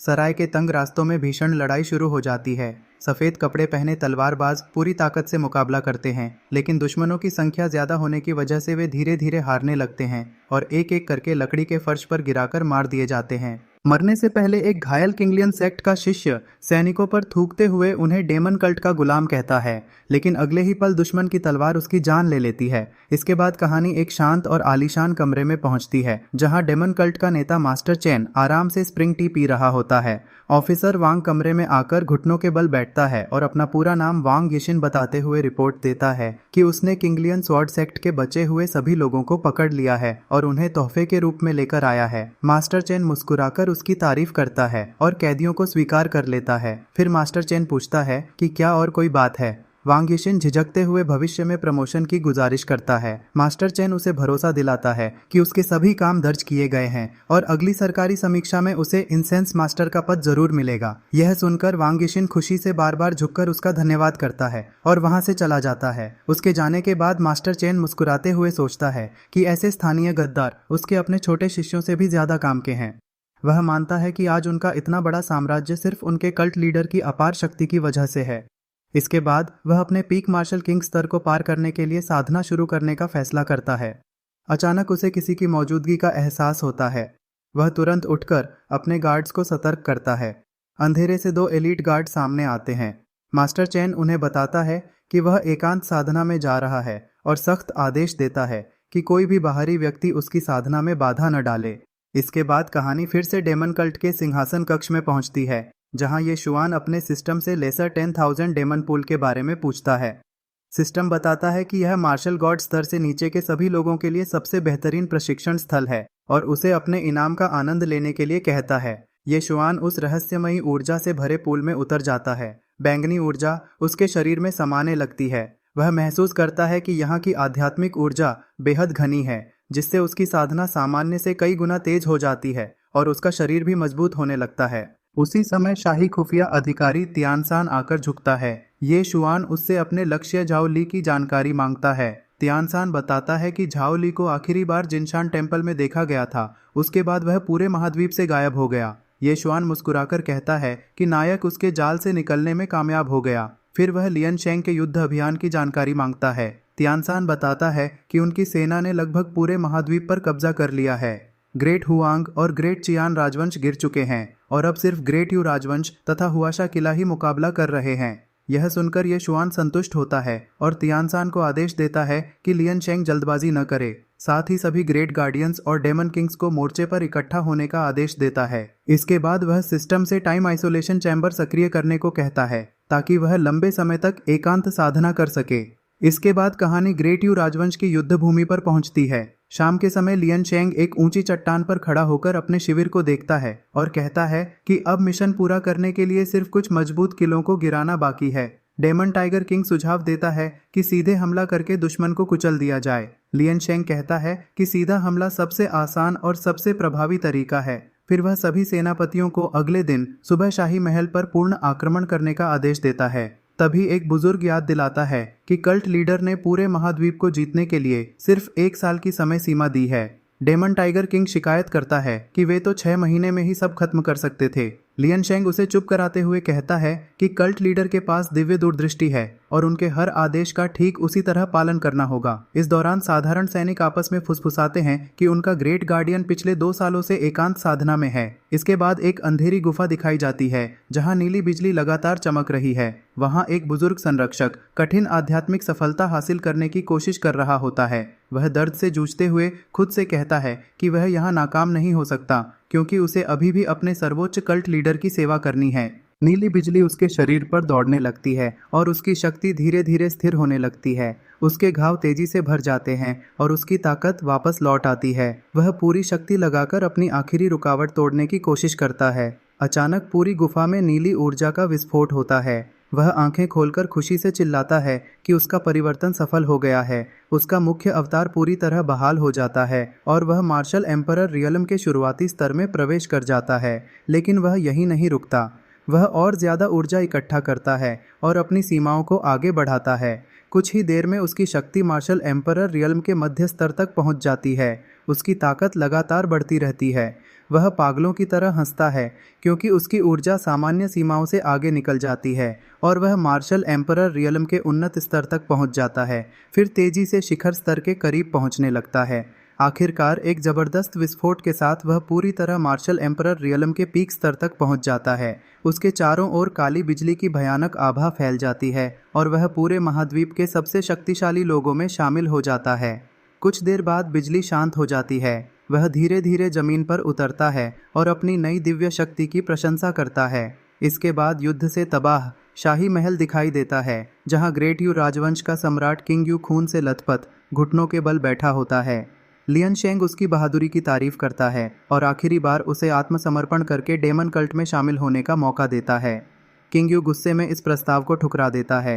वह डेमन कल्ट को लाखों निर्दोष लोगों की हत्या के लिए कोसता है और कहता है कि वह ऐसे अत्याचारी की सेवा करने से बेहतर मरना पसंद करेगा। यह सुनकर डेमन टाइगर किंग आगे बढ़ता है और लियन शेंग से उसे मारने की अनुमति मांगता है, लेकिन किंग यू गर्व से कहता है कि वह कभी भी डेमन जल्लादों के हाथों अपमानित नहीं होगा। अपने पूर्वजों से माफी मांगते हुए किंग यू अपनी बची हुई शक्ति से आत्महत्या कर लेता है। अपने राजा की मौत देखकर उसके वफादार मंत्री और अधिकारी फूट फूट कर रोने लगते हैं। लियन शेंग शांत स्वर में कहता है कि किंग यू सचमुच सम्मान के योग्य शासक था, जिसने अपने लोगों में इतनी गहरी निष्ठा पैदा की। फिर वह आदेश देता है कि राजा का पूरे सम्मान के साथ अंतिम संस्कार किया जाए। डेमन टाइगर किंग सिर झुकाकर आदेश स्वीकार कर लेता है। इसके बाद कहानी फिर से डेमन कल्ट की राजधानी में पहुंचती है। ये श्वान अपने सिंहासन पर बैठकर master Li, master Wang, demon mouse king, demon tiger king और डेमन मंकी किंग सहित अपने प्रमुख सेनापतियों को हुआशा किले में शांति प्रस्ताव लेकर जाने का आदेश देता है। वह कहता है कि अगर किला हर साल कर देने और उसके अधीन होने के लिए तैयार हो जाए तो उन्हें जीवित रहने दिया जाएगा, लेकिन अगर वे मना करें तो उन्हें पूरी तरह मिटा दिया जाए। सभी सेनापति झुककर आदेश स्वीकार कर लेते हैं। इसके बाद ये शुआन बाकी एल्डर्स से कहता है कि वे उसके साथ चलें, क्योंकि हुआशा किले का मामला वह खुद संभालेगा। ग्रेट एल्डर बाय हाउतियन झुककर उसकी जान बचाने और साधना में मार्गदर्शन देने के लिए धन्यवाद करता है। ये शुआन उसे उठने के लिए कहता है। बाय हाउतियन मन ही मन महसूस करता है कि कल्ट लीडर की असली शक्ति अब उसकी समझ से भी परे हो चुकी है। ये शुआन उससे अपर रियल्म की ताज़ा जानकारी पूछता है। बाय हाउतियन कहता है कि उसने सिर्फ डेमन टाइगर किंग से कुछ अफवाहें सुनी हैं। ये शुआन विश्वास से कहता है कि चाहे आगे कितने भी खतरे हों, डेमन कल्ट आखिरकार अपर रियल्म की चोटी पर राज करेगा। फिर वह बाय हाउतियन को बताता है कि अब जबकि लेसर 10,000 डेमन पूल मिल चुका है, उसे अपर रियल्म जाने से पहले वहीं अपनी ताकत बढ़ानी चाहिए। दोनों डेमन पूल पहुंचते हैं, जहां पूल के रक्षक उनका सम्मानपूर्वक स्वागत करते हैं। वे बताते हैं कि एक समय में सिर्फ 2 लोग ही इस पूल में साधना कर सकते हैं। उसी समय डेमन मंकी किंग पानी से बाहर निकलता है और बाय हाउतियन को उसकी सफलता पर बधाई देता है। वह कहता है कि इस पूल की शक्ति सचमुच अद्भुत है। बाय हाउतियन पूल में उतर ही रहा होता है कि अचानक पूरे आंगन में एक बेहद शक्तिशाली आभा फैल जाती है। सभी ऊपर देखते हैं और एक रहस्यमयी नकाबपोश व्यक्ति को उतरते हुए देखते हैं, जिसकी मार्शल एम्परर स्तर की भयावह शक्ति चारों ओर फैल रही होती है। डेमन मंकी किंग धीरे से कहता है कि यह जरूर श्वानबू डिवीजन का रहस्यमयी नेता होगा, जो हमेशा नकाब पहनता है और सीधे कल्ट लीडर को रिपोर्ट करता है। उसी समय सिस्टम की सूचना आती है कि पूरे महाद्वीप को एकजुट करने का मिशन सफलतापूर्वक पूरा हो गया है। इनाम के रूप में ये शुआन की शक्ति सीधे प्रोफाउंड रियल्म की 5वीं परत से बढ़कर 7वीं परत तक पहुंच जाती है। इसके बाद शाही महल में लियन शेंग घुटनों के बल बैठकर रिपोर्ट देता है कि great you, great Huang, great Chiyaan और हुआशा किला सभी पूरी तरह आत्मसमर्पण कर चुके हैं और हर साल कर देने के लिए तैयार हैं। ये शुआन उसकी प्रशंसा करता है और लियन शेंग सहित सभी मुख्य सेनापतियों को 10,000 डेमन पूल में 1 से 3 महीने तक साधना करने का पुरस्कार देता है। सभी सेनापति उसका धन्यवाद करते हैं। इसके बाद ये शुआन पूरी सेना की वर्तमान ताकत की रिपोर्ट मांगता है। लियन शेंग बताता है कि उनकी गुप्त टुकड़ियों को छोड़कर डेमन कल्ट के पास प्रोफाउंड रियलम की तीसरी परत के 2 मास्टर, दूसरी परत के 4 मास्टर, पहली परत के 20 मास्टर, 300 से अधिक मार्शल गॉड और 2000 से अधिक मार्शल एम्परर मौजूद हैं। यह सुनकर यह शुआन कहता है कि आने वाली चुनौतियों के लिए यह ताकत अभी भी पर्याप्त नहीं है। वह लियन शेंग को एक आखिरी साल देता है और घोषणा करता है कि ठीक 1 साल बाद वह पूरे डेमन कल्ट का नेतृत्व करते हुए शून्य को तोड़कर आधिकारिक रूप से अपर रियल्म पर विजय पाने के लिए प्रस्थान करेगा। इसके बाद कहानी एक भीड़भाड़ वाली सराय में पहुंचती है। एक घमंडी गुंडा मेज पर हाथ मारकर गरीब यात्रियों को वहां से भाग जाने का आदेश देता है। डरे हुए यात्री तुरंत अपना सामान लेकर भाग जाते हैं। यह देखकर पास बैठा एक युवक उनकी कायरता पर ताना मारता है, लेकिन उसका साथी तुरंत उसे चुप कराते हुए बताता है कि वह गुंडा अर्थ रैंकिंग का 3रे स्थान वाला मशहूर तलवारबाज डुआन सानपिंग है। यह नाम सुनते ही युवक डर जाता है। सराय के एक कोने में बैठी एक युवा महिला साधिका अपने बूढ़े गुरु से पूछती है कि क्या वे कभी अपने नष्ट हुए संप्रदाय का बदला ले पाएंगे। गुरु उसे धैर्य रखने और साधना पर ध्यान देने के लिए कहते हैं ताकि वे एक दिन मार्शल एम्परर रियल्म तक पहुंचकर अपर रियल्म में बदला ले सकें। इसी बीच डुआन सानपिंग सराय के मालिक पर और मांस लाने के लिए चिल्लाता है। तभी एक ताकतवर चोगा पहने योद्धा उसकी मेज तक आता है। डुआन सानपिंग तुरंत डरकर डेमन कल्ट के अधिकारी मास्टर चेन के पास भागता है और उससे उस अजनबी को सबक सिखाने की भीख मांगता है। मास्टर चेन घमंड से आगे बढ़ता है और चेतावनी देता है कि डेमन कल्ट का अपमान करने की सजा मौत है। तभी वह रहस्यमयी योद्धा अपने हाथ में मौजूद शाही पहचान चिन्ह दिखाकर पूछता है कि क्या मास्टर चेन इसे पहचानता है। जैसे ही मास्टर चेन की नज़र उस काले और सुनहरे पदक पर पड़ती है, उसका चेहरा डर से सफ़ेद पड़ जाता है। वह तुरंत अपना हथियार गिरा देता है, पसीने से भीगकर झुक जाता है और कांपने लगता है, क्योंकि उसे समझ आ जाता है कि उसके सामने खड़ा यह रहस्यमयी यात्री कोई साधारण व्यक्ति नहीं, बल्कि डेमन टाइगर किंग के अधीन सीधे काम करने वाला एक उच्च पदस्थ निजी गार्डियन है, जो अपने माथे पर हाथ रखकर माफ़ी मांगते हुए अपना परिचय देता है। वह बताता है कि वह बायहू हॉल का एलिट शिष्य है और एक उपद्रवी व्यक्ति को डेमन कल्ट की शांति भंग करने के लिए फटकारता है। अधिकारी हुवेई उसकी बात ध्यान से सुनता है। चेनची सम्मानपूर्वक झुककर कहता है कि उसे जरूरी काम से जाना होगा और वहां से चला जाता है। इसके बाद एक सराय में एक बुजुर्ग व्यक्ति एक बलशाली योद्धा से पूछता है कि मार्शल गॉड रियल्म के ऊपर भी कोई स्तर होता है या नहीं। योद्धा चाय की चुस्की लेते हुए कहता है कि यह अब कोई रहस्य नहीं रहा, क्योंकि डेमन कल्ट जल्द ही पूरी दुनिया को इसके बारे में बताएगा। वह समझाता है कि अपर रियल्म में मार्शल गॉड नाम का कोई अलग रियल्म नहीं होता। वहाँ इसे प्रोफाउंड पैसेज रियल्म कहा जाता है, जिसमें कुल 10 स्तर हैं और मार्शल गॉड केवल पहले 4 स्तरों के बराबर होता है। जब बुजुर्ग डेमन कल्ट के लीडर की ताकत के बारे में पूछता है तो योद्धा विश्वास के साथ कहता है कि उनके नेता इस संसार में अजेय हैं। इसके बाद झो कियोंग एक अंधेरे और क्रिस्टल से जगमगाते हॉल में बैठा अपर रियल्म के बारे में सोच रहा होता है। वह अपना सिस्टम खोलता है, जहां उसे पता चलता है कि उसके पास 8 लाख एंटागोनिस्ट पॉइंट्स मौजूद हैं। जो क्योंग सिस्टम से कोई अच्छा सुझाव मांगता है। सिस्टम उसे मिस्टिक फैंटेसी डेमन पिल दिखाता है, जिसकी कीमत 5 लाख एंटागोनिस्ट पॉइंट्स है और जो किसी की शक्ति को पूरे एक बड़े रियल्म तक बढ़ा सकती है। जो क्योंग उस दवा की जानकारी ध्यान से देखता है। इसके बाद वह प्रोफाउंड पैसेज रियल्म के ऊपर के स्तरों के बारे में पूछता है। सिस्टम उसे इटर्नल जायंट, ट्रू मार्शल और ग्रेट डालुओ रियल्म दिखाता है। जब वह पूछता है कि ग्रेट डालुओं के ऊपर भी कुछ है या नहीं, तो सिस्टम कहता है कि समय आने पर उसे खुद पता चल जाएगा। फिर जो क्योंग पूछता है कि क्या और भी कोई उपयोगी वस्तु है। तभी कहानी 4 साल आगे बढ़ जाती है। एक विशाल चौक में लगे बोर्ड पर घोषणा होती है कि अपर रियल्म का मार्ग खुलने वाला है और मार्शल एम्परर स्तर तक पहुंचे लोग वहां जा सकेंगे। एक विशाल यांत्रिक ड्रैगन उड़ता हुआ इनविंसिबल सिटी के ऊपर पहुंचता है। उसकी पीठ पर बने महल की बालकनी में खड़े झो क्योंग हजारों काले वस्त्र पहने शिष्यों को देखते हुए लियन शेंग से पूछते हैं कि सारी तैयारियां पूरी हो गई हैं या नहीं। लियन शेंग झुककर रिपोर्ट देता है कि आरोहण के लिए 2 लोग प्रोफाउंड पैसेज रियलम की 5वीं परत पर, 8 लोग 4थी परत पर, 500 लोग तीसरी परत से नीचे और 5000 लोग मार्शल एम्परर के शिखर स्तर पर तैयार हैं। झो क्योंग संख्या सुनकर संतुष्ट होता है, लेकिन सबको चेतावनी देता है कि अपर रियलम की यात्रा बेहद खतरनाक है। वह पूछता है कि क्या सभी लोग उसके साथ अपनी जान जोखिम में डालने को तैयार हैं। पूरी भीड़ एक साथ घुटनों के बल बैठकर वफादारी की शपथ लेती है। इसके बाद वह ली चांगशेंग को आगे बुलाता है। ली चांगशेंग झुककर आदेश लेने आता है। झो क्योंग उसे आदेश देता है कि उनकी अनुपस्थिति में डेमन कल्ट की रक्षा करे। वह बताता है कि आरोहण के बाद यह मार्ग 3 साल तक बंद रहेगा और उसके बाद बाकी लोग भी ऊपर आ सकेंगे। ली चांगशेंग आदेश स्वीकार कर लेता है। इसके बाद दृश्य अपर रियल्म की बर्फीली पहाड़ियों पर पहुंचता है, जहां एक युवा तलवारबाज और उसकी साथी हुई जी एक विशाल टेलीपोर्टेशन प्लेटफॉर्म को देख रहे होते हैं। युवक कहता है कि आरोहण की पत्थर की शिला पूरे 1 साल से चमक रही है, लेकिन अभी तक कोई बाहर नहीं आया। हुईजी पूछती है कि आखिर बात क्या है। युवक बताता है कि यह शिला उसके निचले संसार से आने वाले लोगों का ट्रांसमिशन मार्ग है। उनके साथ मौजूद एक बुजुर्ग कहता है कि शायद कोई छिपा हुआ महान विशेषज्ञ आने वाला है और सलाह देता है कि उसके आने पर उससे जानकारी जरूर ली जाए। अचानक पत्थर की शिला से जबरदस्त ऊर्जा का विस्फोट होता है। धुएं के छंटते ही बहुत बड़ी संख्या में लोग बाहर निकलते हैं। युवक हैरान रह जाता है क्योंकि वह उनमें से किसी को भी नहीं पहचानता।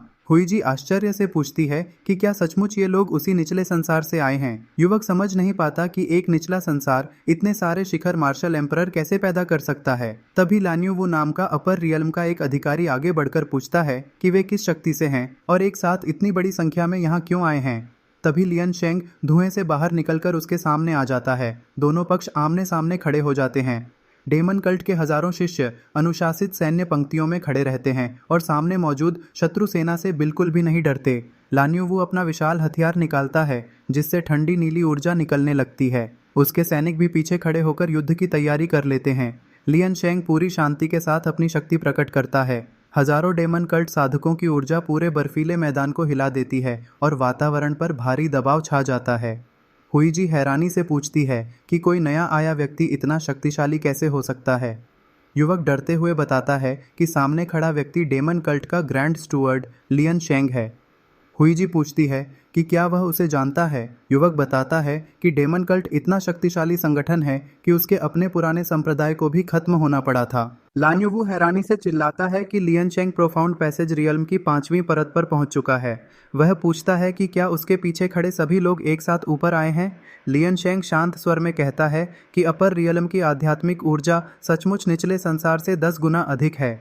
इसके बाद लियन शेंग अपना परिचय देता है और विनम्रता से कहता है कि उनकी महान यात्रा में कोई बाधा न डाले।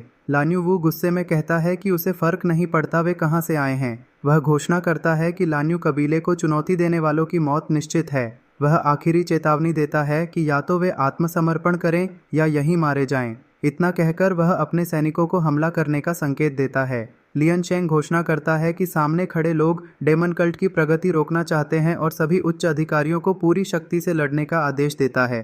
लान्यू वू अपनी सबसे शक्तिशाली तकनीक demonic tiger heaven splitting claw छोड़ता है। आसमान अंधेरा हो जाता है और उसके हथियार में विशाल ऊर्जा इकट्ठी होने लगती है। दोनों सेनाएं भीषण युद्ध में भिड़ जाती हैं। बर्फीले मैदान पर ऊर्जा के विस्फोट, तलवारों की टक्कर और मार्शल तकनीकों की बारिश होने लगती है। धीरे धीरे डेमन कल्ट की विशाल संख्या और अनुशासन लान्यू कबीले की सेना पर भारी पड़ने लगता है। उनके शिष्य उन्नत तकनीकों से दुश्मनों की रक्षा पंक्ति तोड़ देते हैं। दूर खड़ा युवक यह देखकर डर जाता है कि लान्यू कबीले के सर्वोच्च एल्डर्स भी युद्ध में उतरने को मजबूर हो गए हैं। इसके बाद लान्यू कबीले का दूसरा सबसे शक्तिशाली विशेषज्ञ युद्ध में प्रवेश करता है, जिसकी शक्ति इटर्नल जायंट रियल्म के करीब पहुंच चुकी होती है। उसके आते ही पूरा मैदान कांप उठता है। फिर लान्यू कबीले का सबसे शक्तिशाली नेता लोंग चांग अपने पूर्वजों का सुरक्षात्मक ताबीज सक्रिय करता है। सुनहरी रोशनी पूरे युद्ध क्षेत्र में फैल जाती है और डेमन कल्ट को दबाने की कोशिश करती है।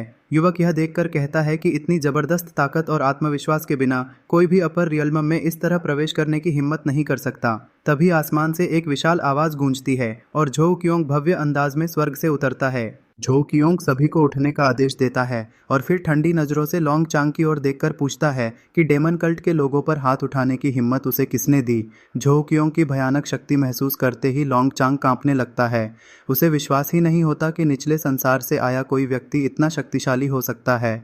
झो क्योंग कहता है कि अब किसी सफाई की जरूरत नहीं है। यह सब देखकर स्वॉर्ड सेक्ट का शिष्य शांगगुआन यून उसकी शक्ति से पूरी तरह प्रभावित हो जाता है। शांगगुआन यून सम्मानपूर्वक झुककर झो क्योंग का अभिवादन करता है। दूसरी ओर लोंग चांग समझ जाता है कि अब परिस्थितियां उसके खिलाफ हो चुकी हैं। लॉन्ग चांग अपनी स्थिति बचाने के लिए कहता है कि अगर जो क्योंग निचले संसार के रहस्य बता दे तो वह उनकी सुरक्षा की गारंटी देगा। जो क्योंग उसका मजाक उड़ाते हुए उसे मस्खरा कहता है। इसके बाद वह केवल हाथ हिलाकर एक भयानक हमला करता है जो सीधे लॉन्ग चांग की आंखों पर लगता है। लॉन्ग चांग दर्द से चीखते हुए जमीन पर गिर जाता है।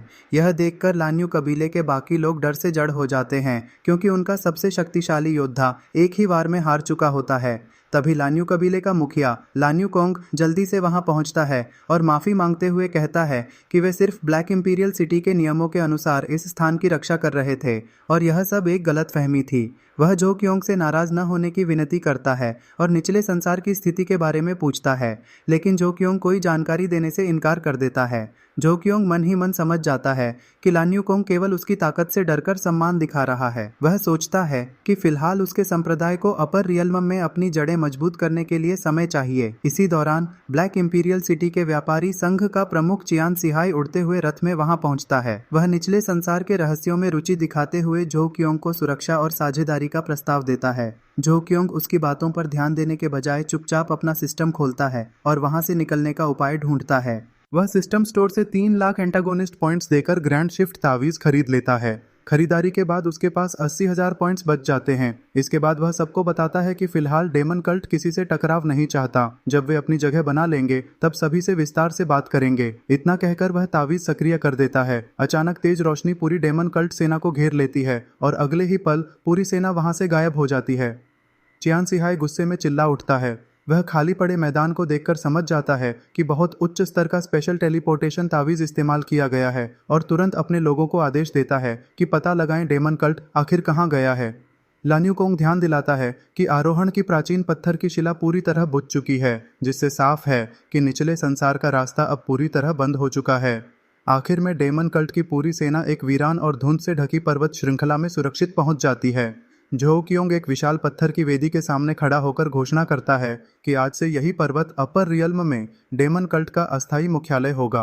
वह अपने चारों प्रमुख सेनापतियों बैंगनी रोशनी से जगमगाते डेमन कल्ट के महल में पहुंचती है, जहां 2 नकाबपोश अधीनस्थ जोहू के सिंहासन के सामने खड़े होते हैं। सुनहरे मुखौटे वाला अधीनस्थ ब्लैक किंग सिटी की विशाल सीमा और वहां के राजनीतिक हालात के बारे में जानकारी देता है। जोहू अपने ड्रैगन सिंहासन पर बैठे हुए ब्लैक किंग सिटी के शासक के बारे में पूछता है।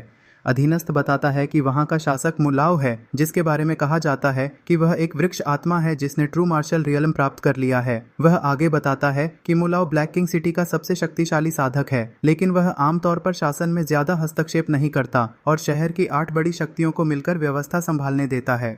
इसके बाद अधीनस्थ महत्वपूर्ण खबर देता है कि 1 महीने बाद मुलाव अपना 3000वां जन्मदिन मनाएगा। उसी दिन सिटी लॉर्ड के महल में एक रहस्यमयी गुप्त लोक भी खोला जाएगा। यह सुनकर जो हू ध्यान से सोचने लगता है। तभी उसके सामने सिस्टम एक नया मिशन जारी करता है। मिशन यह है कि मुलाव के जन्मदिन समारोह में शामिल होना, गुप्त लोक में प्रवेश का अधिकार हासिल करना और अपनी साधना के 2 छोटे स्तर बढ़ाना। मिशन पूरा होने पर 2 लाख विलेन पॉइंट्स मिलेंगे।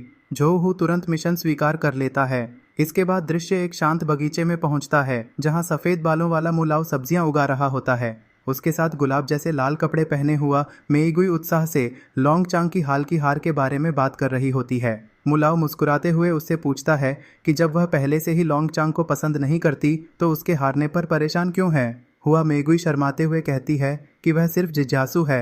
फिर हुआ मेईगुई पूछती है कि क्या रहस्यमयी डेमन कल्ट मास्टर उसके जन्मदिन समारोह में आएगा।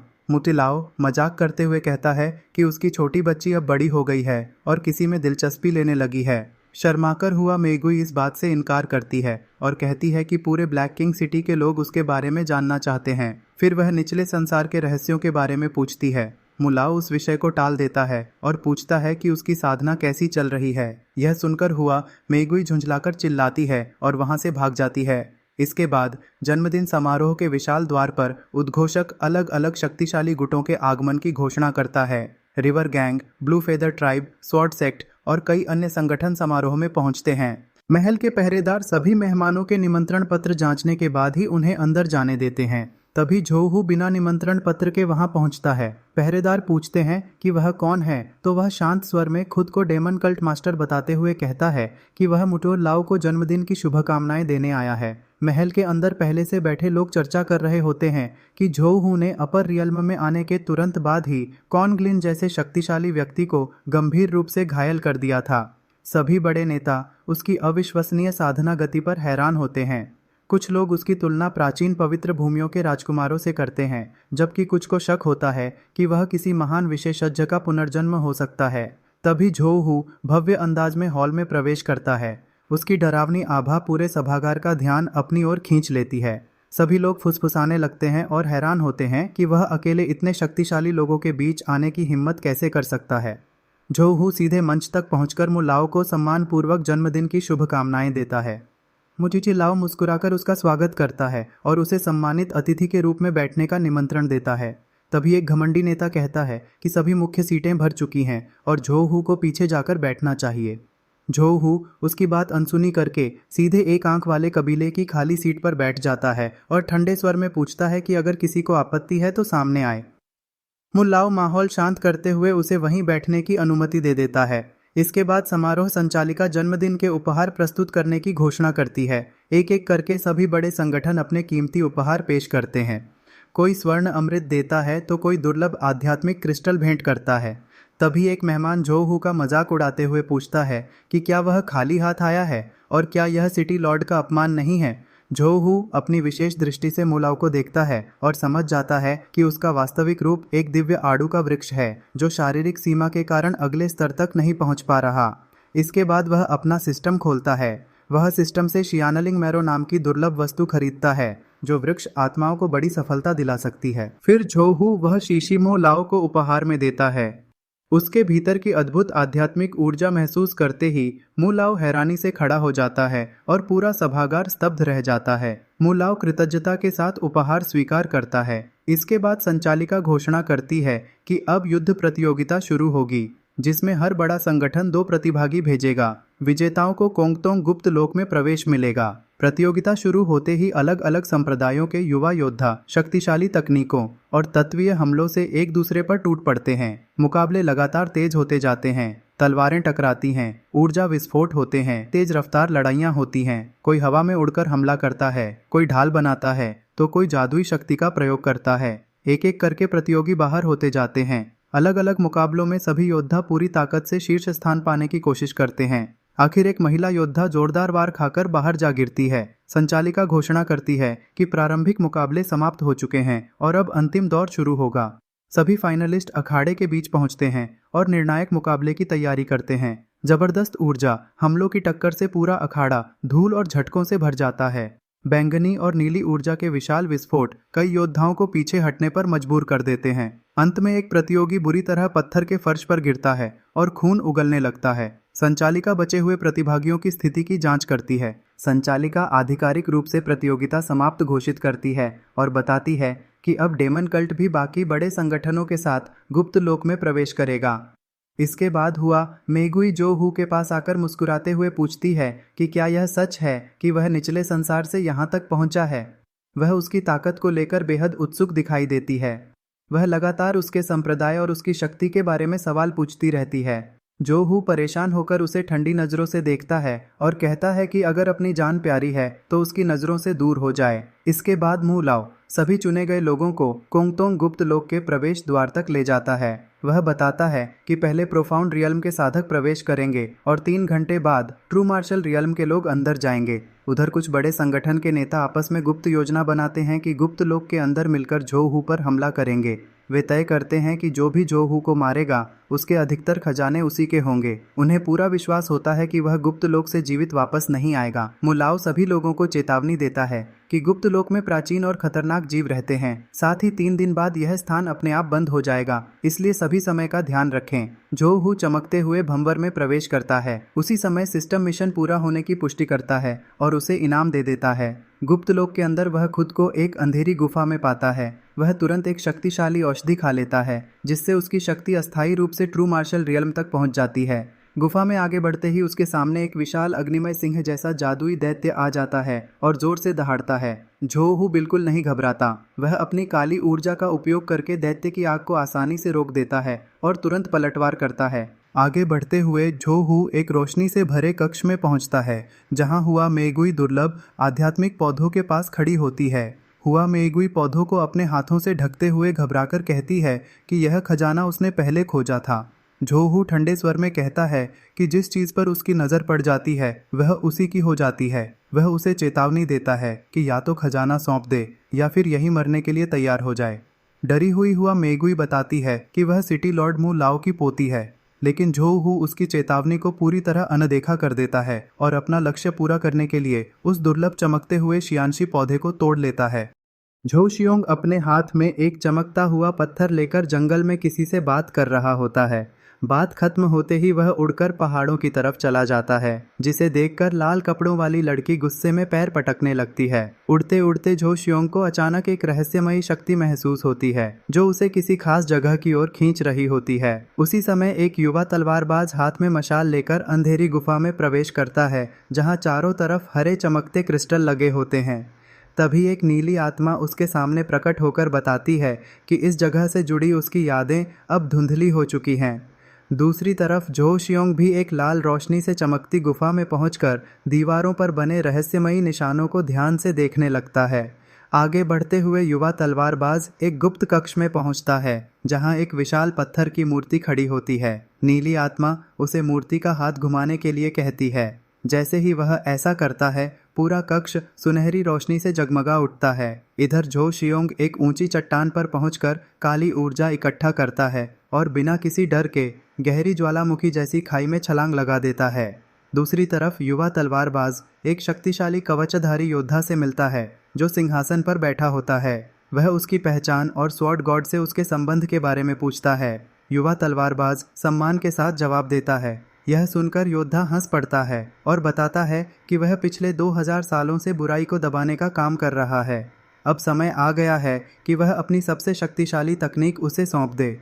इतना कहकर योद्धा अपनी पूरी शक्ति छोड़ देता है और उसके चारों ओर भयानक दैत्यिक आभा फैल जाती है। उसी समय झो शियोंग एक दूसरी गुफा में पहुंचता है जहां भारी जंजीरों से बंधा एक विशाल लाल दानव कैद होता है। दानव झो शियोंग को लालच देते हुए कहता है कि अगर वह उसे आज़ाद कर दे तो बदले में उसकी हर इच्छा पूरी करेगा और उसकी साधना तुरंत कई गुना बढ़ा देगा। झो शियोंग उससे पूछता है कि बदले में उसे क्या मिलेगा। तब दानव एक चमकता हुआ लाल मोती निकालकर दिखाता है और कहता है कि इससे साधना की गति 5 गुना बढ़ जाएगी। लेकिन झो शियोंग पहले अपने सिस्टम गाइड से पूछता है कि क्या दानव उसकी देह पर कब्जा कर सकता है। गाइड साफ कहता है कि कोई भी उसकी देह पर अधिकार नहीं कर सकता, इसलिए उसे चिंता करने की जरूरत नहीं है। यह सुनकर झो शियोंग दानव से पूछता है कि उसे क्या करना होगा। दानव बताता है कि बाईं तरफ तीसरी लोहे की जंजीर पर लगा ताबीज हटाना होगा। झो शियोंग पहले इनाम मांगता है, इसलिए दानव लाल मोती उसे दे देता है। मोती को देखते ही झो शियोंग समझ जाता है कि उसके अंदर भयानक हत्या की इच्छा और अनगिनत आत्माएं कैद हैं जो किसी भी सामान्य इंसान को पागल बना सकती हैं। लेकिन झो शियोंग चालाकी दिखाते हुए दानव की शक्ति का स्रोत ही नष्ट कर देता है। यह देखकर दानव हैरान और गुस्से से चिल्लाने लगता है क्योंकि उसका मोती से संबंध टूट चुका होता है। इसके बावजूद वह झो शियोंग को ताबीज़ हटाने का आदेश देता है। झो शियोंग आखिरी मुहर भी तोड़ देता है, लेकिन अगले ही पल उसकी अपनी शक्ति उसी के खिलाफ हो जाती है और उसका शरीर धीरे धीरे बिखरने लगता है। जबकि झो शियोंग शांत खड़ा सब कुछ देखता रहता है। तभी सिस्टम की तरफ से सूचना आती है कि झो शियोंग ने असुर दानव को निगलकर एक छिपा हुआ मिशन पूरा कर लिया है और इनाम के रूप में उसे 2 लाख विलन पॉइंट्स मिलते हैं। दूसरी तरफ युवा तलवारबाज अपनी तलवार से पत्थर की दीवार तोड़ देता है। नीली आत्मा उसे याद दिलाती है कि उसका स्वॉर्ड गॉड से गहरा संबंध है। तभी अचानक पूरी गुफा कांप उठती है और तेज बैंगनी रोशनी पूरे रास्ते में फैल जाती है। युवा तलवारबाज हिल भी नहीं पाता। एक जादुई गठन उसे कैद कर लेता है और वह दर्द से चीखने लगता है। तभी उसके गुरु की आवाज़ गूंजती है जो उसे हार न मानने और लड़ने के लिए प्रेरित करती है। आखिर में वह घायल अवस्था में जमीन पर गिरकर झो शियोंग से बदला लेने की कसम खाता है। उसी समय मुबे मुलाओ और अलग अलग संप्रदायों के नेता बाहर खड़े होकर उस युवा तलवारबाज के बारे में चर्चा कर रहे होते हैं। कुछ लोग सोचते हैं कि वह डरकर छिप गया है, जबकि दूसरे कहते हैं कि बाहर निकलने का द्वार पास ही है और वह जल्द ही दिखाई देगा। तभी हरे वस्त्र पहने एक महिला नेता कहती है कि उसका संप्रदाय इस लड़ाई में हिस्सा नहीं लेगा और वहां से चली जाती है। एक बुजुर्ग उसे मार देने की सलाह देता है ताकि कोई राजा बाहर न जाए, लेकिन दूसरा बुजुर्ग कहता है कि मुतिरा को लाओ, ऐसा कभी नहीं होने देगा। इसी बीच अचानक आसमान में काले बादल छा जाते हैं और झो शियोंग उनके ऊपर प्रकट हो जाता है। वह उनकी साजिश का मजाक उड़ाता है। सभी बुजुर्ग उसकी साधना देखकर दंग रह जाते हैं, क्योंकि वह एक ऐसे महान स्तर पर पहुंच चुका होता है जहां इंसान लगभग अमर हो जाता है। झो शियोंग जमीन पर उतरकर सबके सामने एक भयानक शर्त रखता है कि यहाँ से सिर्फ 2 लोग ही जिंदा निकलेंगे। सबसे बड़ा बुजुर्ग सबको मिलकर लड़ने के लिए कहता है, लेकिन डर के कारण सभी एक दूसरे पर ही हमला कर देते हैं। जादुई शक्तियां भिड़ने लगती हैं और सभी एक दूसरे के साथ विश्वासघात करने लगते हैं। झो शियोंग दूर खड़ा मुस्कुराते हुए यह पूरा तमाशा देखता रहता है। कुछ ही देर में जमीन लाशों से भर जाती है और झो शियोंग आराम से आगे बढ़कर अपनी जीत हासिल कर लेता है। बचे हुए बुजुर्गों में से एक दया की भीख मांगता है और वादा करता है कि उसका पूरा संप्रदाय झो शियोंग की सेवा करेगा, लेकिन झो शियोंग पर उसकी बात का कोई असर नहीं होता। तभी मुलाव आगे आकर झो शियोंग को इतनी बड़ी शक्ति हासिल करने पर बधाई देता है और अपनी वफादारी जताता है। झो शियोंग उससे पूछता है कि वह कितने वर्षों से इस शहर का सिटी लॉर्ड है। मुलाव बताता है कि साधना में सफलता मिलने के बाद उसने 500 साल पहले इस शहर की जिम्मेदारी संभाली थी। इसके बाद झो शियोंग पूरे शहर पर अपना अधिकार मांगता है। मुलाव पहले गुस्से में आ जाता है, लेकिन झो शियोंग का भयानक दबाव महसूस करते ही मजबूर होकर झुक जाता है और उसकी बात मान लेता है। फिर झो शियोंग उसे आदेश देता है कि हारे हुए सभी संप्रदायों का पूरी तरह सफाया कर दिया जाए और कोई भी जीवित न बचे। उधर शहर के बाहर खतरे का अलार्म बज उठता है। बड़ी संख्या में सैनिक शहर से बाहर निकलने लगते हैं, जिन्हें देखकर लोग हैरान रह जाते हैं। जल्द ही सबको पता चलता है कि पूरी सेना लान्यू संप्रदाय की ओर बढ़ रही है और एक बड़ा नरसंहार होने वाला है। लान्यू संप्रदाय का नेता सेना को रोककर पूछता है कि आखिर उनसे ऐसी कौन सी गलती हुई है। तब सेना का सेनापति साफ कह देता है कि मुसाओ के आदेश पर आज लान्यू संप्रदाय का पूरी तरह अंत कर दिया जाएगा। इतना सुनते ही सभी सैनिक हमला बोल देते हैं और भयानक युद्ध शुरू हो जाता है। इसके बाद 2 साधक शांत माहौल में चलते हुए शहर में हुए अचानक राजनीतिक बदलाव और झो शियोंग की बढ़ती ताकत के बारे में आपस में चर्चा करते हुए आगे बढ़ते रहते हैं। मुलाव एक सराय के अंदर परेशान बैठे कुछ लोगों से बात कर रहा होता है। तभी चौड़ी बांस की टोपी पहने एक आदमी हैरानी से उसकी बात सुनता है। उसी दौरान काले शानदार वस्त्र पहने झो कियोंग वहां पहुंचता है और शांत मुस्कान के साथ बातचीत में शामिल हो जाता है। सराय में मौजूद गांव के लोग भी उनकी बातें ध्यान से सुनने लगते हैं। टोपी वाला आदमी झो कियोंग से बात करता रहता है। फिर लोग एक सूचना पट्ट के सामने इकट्ठा दिखाई देते हैं, जिस पर लिखा होता है कि मुलाव अब आधिकारिक रूप से डेमन सेक्ट का साथ दे रहा है। यह खबर सुनकर एक बूढ़ी महिला दुखी और चिंतित हो जाती है। उसके हाथ से सब्जियों की टोकरी जमीन पर गिर जाती है। शहर की गलियों में लोग इधर उधर घूम रहे होते हैं। तभी एक विशाल बाज आसमान में उड़ता हुआ एक छोटा संदेश पात्र लेकर निकल जाता है। अगले दिन कुछ गांव वाले फिर उसी सूचना पट्ट को देखते हैं। एक बूढ़ा आदमी उदास होकर सिर झुका लेता है। दूसरी तरफ एक युवा शासक अपने महल में बैठकर एक स्क्रॉल पढ़ता है और काफी तनाव में दिखाई देता है। इसके बाद प्राचीन शहर की व्यस्त गलियां दिखाई जाती हैं, जहां घोड़े, बैलगाड़ियां और लोगों की भारी भीड़ मौजूद होती है। ऊपर से पूरा विशाल शहर भी दिखाया जाता है। इसके बाद एक भव्य सभा कक्ष में लंबी सफेद दाढ़ी वाले लिंग युनचे सभी संप्रदायों के नेताओं और बुजुर्गों के साथ बैठक कर रहे होते हैं। सभी लोग गंभीरता से मौजूदा हालात पर चर्चा कर रहे होते हैं। तभी सफेद और नीले वस्त्र पहने युवा साधक शांगवान युन खड़े होकर अपनी बात रखना शुरू करता है। लिंग युनचे उसकी बात ध्यान से सुनते हैं। फिर लिंग युनचे सीधे उसी से सवाल करते हैं। शांगवान युन कुछ देर सोच में पड़ जाता है और जवाब देने से पहले गंभीर हो जाता है। इसके बाद सभा का पूरा दृश्य दिखाया जाता है। शांगवान युन आगे बढ़कर अपना सुझाव देता है। फिर दृश्य पहाड़ों के बीच बने सुंदर आंगन में पहुंच जाता है, जहां कई युवा शिष्य तलवारबाजी का अभ्यास कर रहे होते हैं। वहीं जियानजोंग की एक युवा शिष्या अपने पिता यान छिंग की तरफ चिंता से देखती है। यान छिंग उसके सिर पर प्यार से हाथ रखकर उसे भरोसा दिलाते हैं। फिर दोनों सुंदर बादलों से ढके पहाड़ों को देखते हुए बातचीत करते हैं। यान छिंग अपनी बेटी को कुछ महत्वपूर्ण बातें समझाते हैं और वह ध्यान से उनकी हर बात सुनती रहती है। अचानक पहाड़ों में एक विशाल प्राचीन घंटी बज उठती है। शांगवान युन और बाकी सभी शिष्य हैरानी से ऊपर देखते हैं। पहाड़ की सफेद सीढ़ियों पर तेज रोशनी फैल जाती है। कई शिष्य अपनी आंखें ढक लेते हैं क्योंकि रोशनी बेहद तेज होती है। तभी एक गाल पर निशान वाला शिष्य आसमान की तरफ देखकर चौंक जाता है। एक मोटा शिष्य घबराकर इधर उधर देखने लगता है, जबकि दूसरा शिष्य आसमान की ओर इशारा करता है। अगले ही पल शांगवान युन, लिंग युनचे और बाकी सभी बुजुर्ग आसमान से धीरे धीरे नीचे उतरते दिखाई देते हैं। सभी शिष्य और बुजुर्ग सम्मान से झुक जाते हैं। तभी लंबे काले बालों वाला झो कियोंग पहाड़ों की तरफ पीठ किए खड़ा दिखाई देता है। सभी शिष्य उसे देखकर हैरान रह जाते हैं।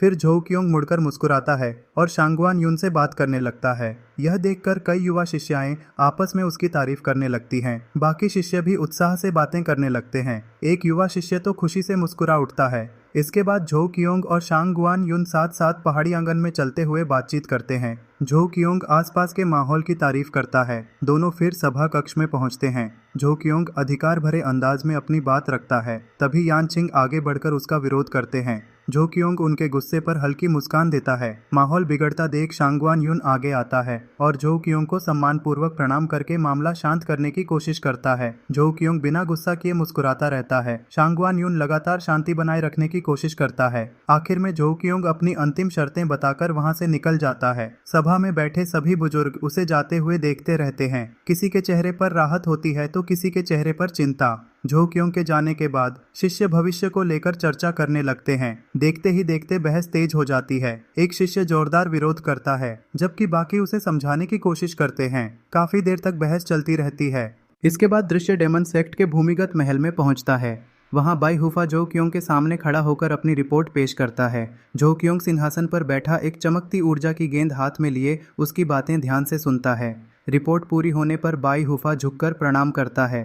फिर डेमन सेक्ट का एक और सदस्य आगे आकर सेक्ट के विस्तार, संसाधनों और आसपास के इलाकों की पूरी जानकारी देता है। झोउ क्योंग उसकी बातें सुनकर संतुष्ट दिखाई देता है।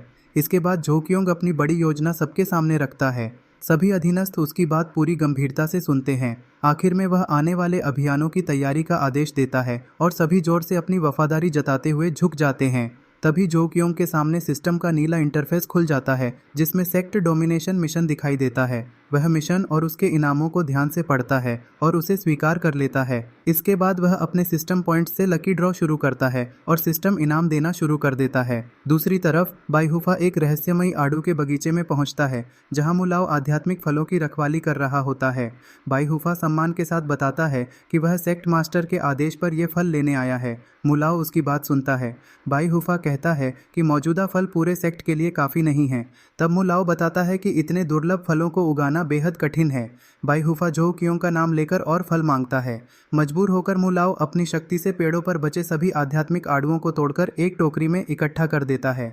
फिर वह टोकरी बाई हुफा को देते हुए कहता है कि सेक्ट मास्टर के सामने उसकी अच्छी बात जरूर करना। इसके बाद फिर डेमन सेक्ट की सभा दिखाई जाती है जहां तियानबू लीडर, दीबू लीडर और बाकी अधिकारी अपनी सेना और साधना की प्रगति की रिपोर्ट झोउ क्योंग को देते हैं।